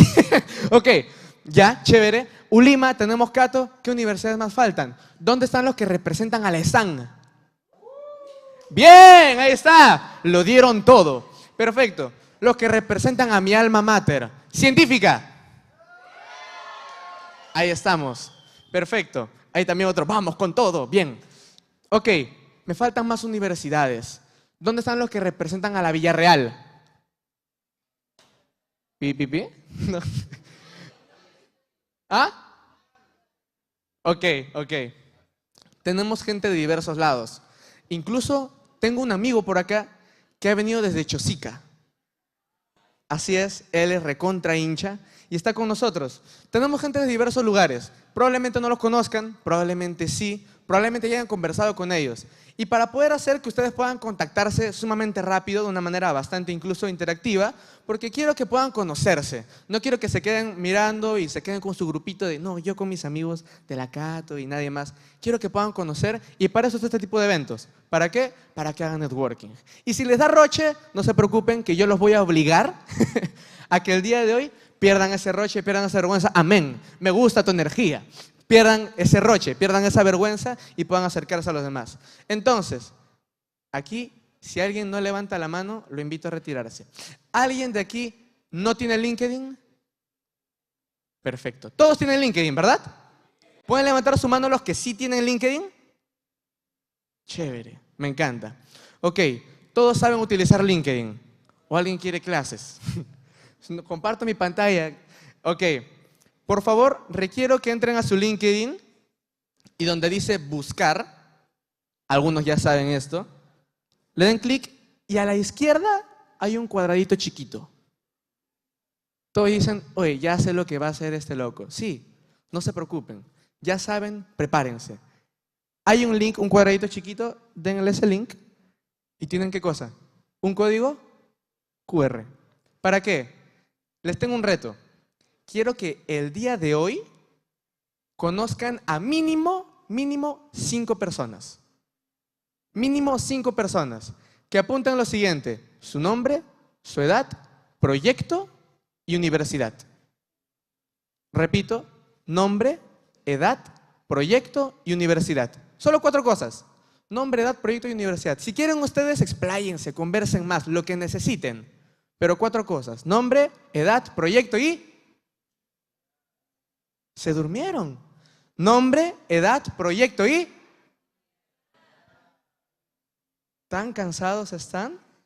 Hult Prize les ha sacado lo máximo de ustedes, eso me agrada, significa que lo han dado todo. Ok. Chicos, entonces, por favor requiero que todos se pongan de pie. Todos, de pie. Así es. Dije todos. Ya está, perfecto. Nuestros compañeros de la ULIMA se pararon. Científica dejó mal. Ahí está. Todos parados de pie, perfecto. Nuevamente, a 5 personas que no conozcan, dale tu LinkedIn, dile, mira, este de aquí soy yo, y hablen. Charlen unos minutitos. Luego yo voy a seleccionar a unos cuantos ahí al azar. Va a ser sumamente rápido, pero quiero que me puedan apoyar conociéndose, conversando y contactando y conectando con gente distinta. Aprovechen este ambiente. Muchas gracias, DJ. Ponme la música.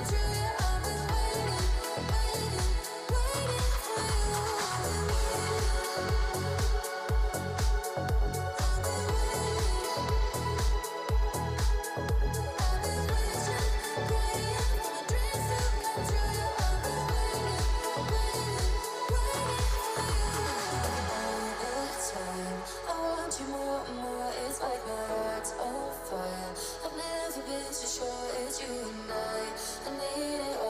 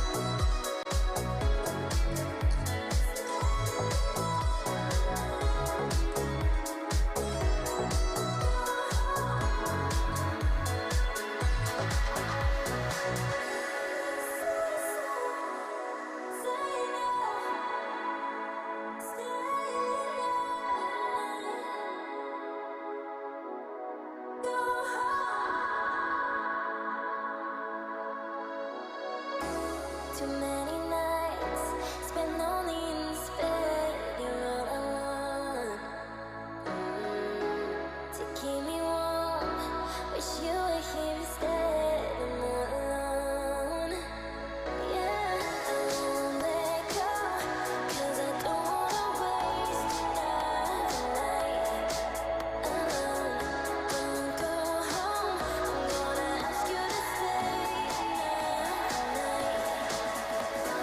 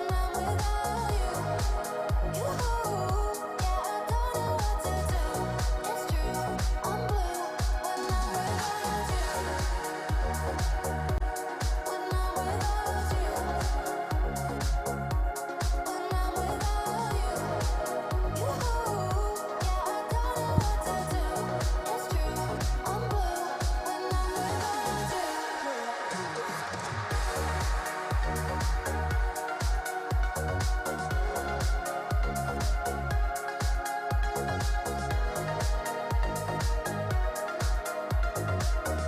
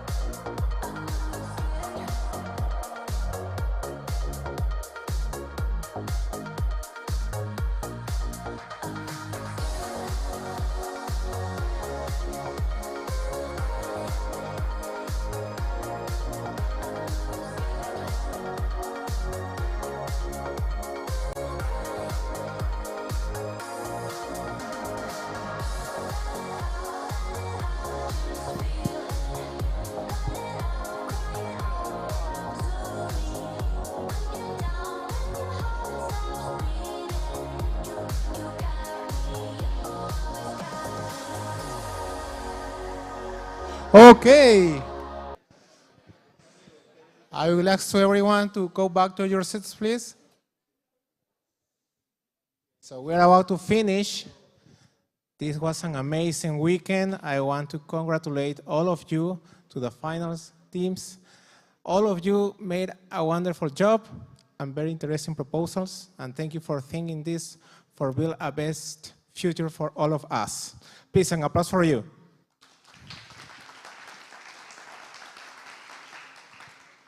Okay, so to know the winner, I will invite to Rodrigo de Alvarenga. He will announce the winner.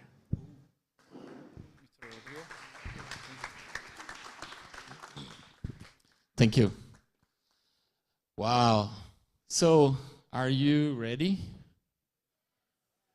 Okay. I wrote like 27 pages of a speech that I want to deliver right now. So you can wait for an hour until I finish up, right? Ready for that? No, definitely not. Okay. So before anything else, I would like to say this. For all teams that have competed today and yesterday, congratulations. You have passed through a very important experience. You have pitched your company, your idea, your startup in English. You have pitched in English in your own country. And you have pitched your business to people that are not from your circle of friends. You have pitched to professionals, to partners, to foreigners like me, and you have done it. Perhaps you may be thinking, I could have done it better. If that is the case, train and get better, because you can do it better. We all can do it better. And an important thing about pitching is that the next one is going to be always better than the last one. Because you learn, you listen, you receive feedback, you embrace feedback, you take it, you grind it, you improve. So I bet you're going to do it. For that, I congratulate you. Second thing I want to share is, no matter what happens right now, no matter who wins, keep in mind we do have what we call a second chance or a second round. That means the winner is automatically into the digital accelerator phase. But we will choose among the other teams from all different cities in the world that are having an event similar to this one. We will choose some teams. So even if you do not win here, remember the example we had earlier today? Never quit, because you don't know if you're going to be chosen. And, oh, okay, Rodrigo, perhaps that's the case. My startup is not going to win, and I end up chosen as a second round. But what chances do I have if I was not the winner? Last year, in the final, I mean, the 6 teams pitching for $1 million investment, we had teams that came out of the second chances. And it's important for you to realize that whoever moves to the next phase, you're going to have more or less two and a few weeks, month time to work with experts and mentors to get better, to improve. So what you know about your business right now is going to change, because you're going to change, you're going to improve during the acceleration phase. And if you move to the next phase, you're going to be in a castle in England. Who wants to be in a castle in England? She wants, but nobody wants, right? I'm not seeing your hands there. So, and you're going to have an extra month to get even better. So no matter if you win or not, the only important thing is, do not quit, because either at this competition or the next one or the next acceleration, you can make your business happen. However, here you have one shot today, that is if you win, but you still have a shot during the second chances. And don't focus on winning, focus on learning and improving. Because at the very end, when we choose the finalists to pitch for the $1 million equity investment, it won't matter if you win or not, like the nationals in Peru. The only thing that will matter is how ready you are at the time we're choosing. And from now until then, you have more or less 3.5 months. So keep working, keep improving, get in touch, talk to the judges, talk to your mentors, talk to your advisors, and go for every piece of advice, every mentorship you can possibly muster so you can get better and prepare. Having said that, can I go for the winner? Okay. Congratulations to all 8 teams, but unfortunately, we had the hard job of choosing one. I guess you saw it took some time for us to make our minds and to get there. That was how good you were pitching and presenting your businesses. There is one team who ended up winning, and I would like to invite on stage the team that is Kushu Foods.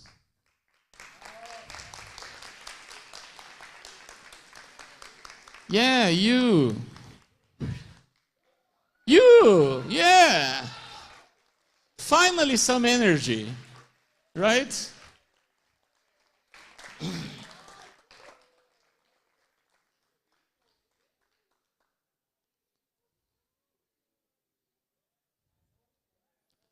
Yes, you can cry. Congratulations. Congratulations. Congratulations. Congratulations. Yeah, congratulations. Yeah. So, yeah, you can hug, cry, etc.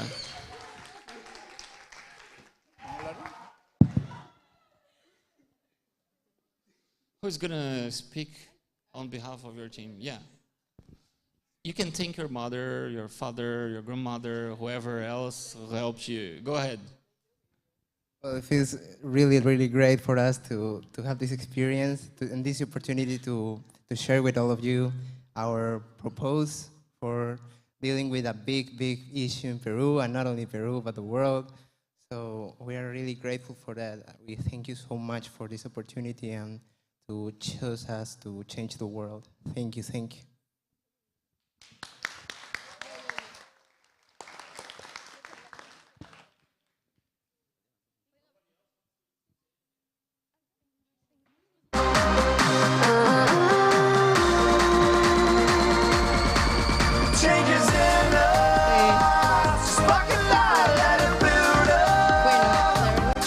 Estamos muy emocionados nosotros. ¿Qué puedo decirles? La verdad que llegar hasta acá hemos pasado por muchos procesos, amanecidas, con profesores que nos han apoyado bastante, se han comprometido con nosotros desde un principio. Y hemos estado día tras día, hemos estado en varios concursos, hemos seguido luchando, nuestra perseverancia nos ha llevado a este punto para poder nosotros llegar al nivel que hemos estado más de 2 años trabajando en este proyecto, yendo a ferias, yendo a concursos, mentoría tras mentoría, que nos han apoyado bastante muchas personas, siempre nos han dado la motivación de seguir adelante. Y pues ahora nosotros estamos con la responsabilidad y la capacidad de seguir haciéndolo, y ahora representando a un país y representando a todo un equipo que está trabajando con nosotros y que nos han apoyado desde el inicio. Así que, como diría, ¿no? Ustedes, la perseverancia es el objetivo de sus resultados que van a lograr en la vida. Y nunca, nunca se den por vencidos. Siempre luchen hasta el final.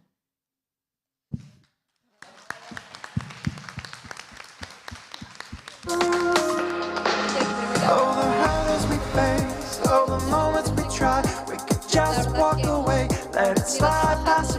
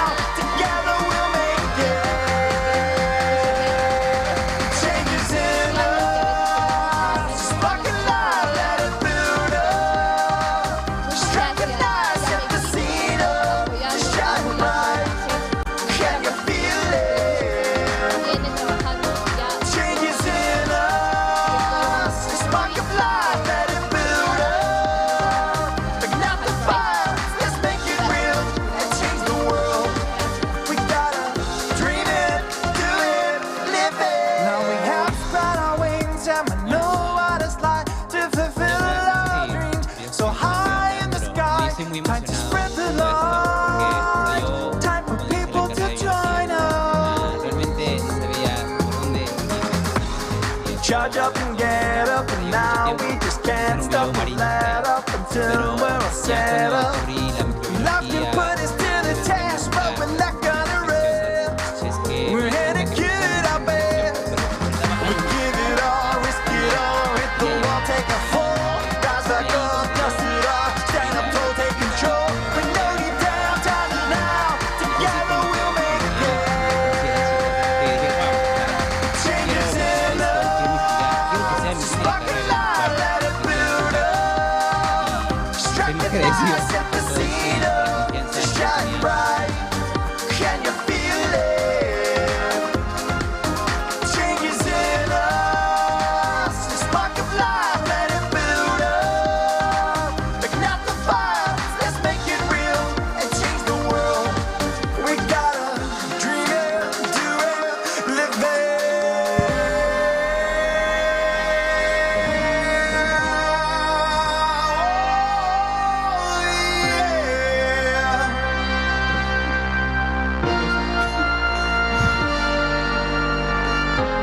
Taking this moment, look around and within.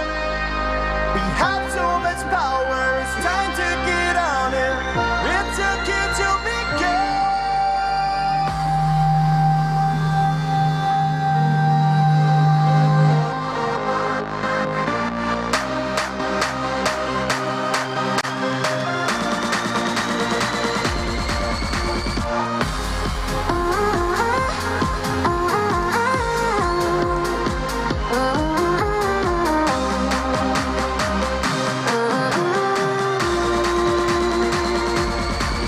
Changes in us, spark a light, let it build up. Strike the night, set the scene up to shine bright.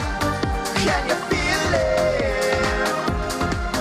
Changes in us, spark of light, let it build up. Ignite the fire, let's make it real and change the world. We gotta dream it, do it, live it.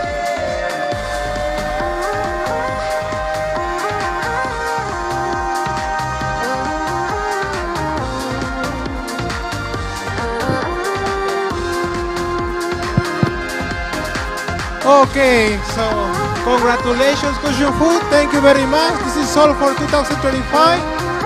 See you soon. For the lunch, please go to the tents outside.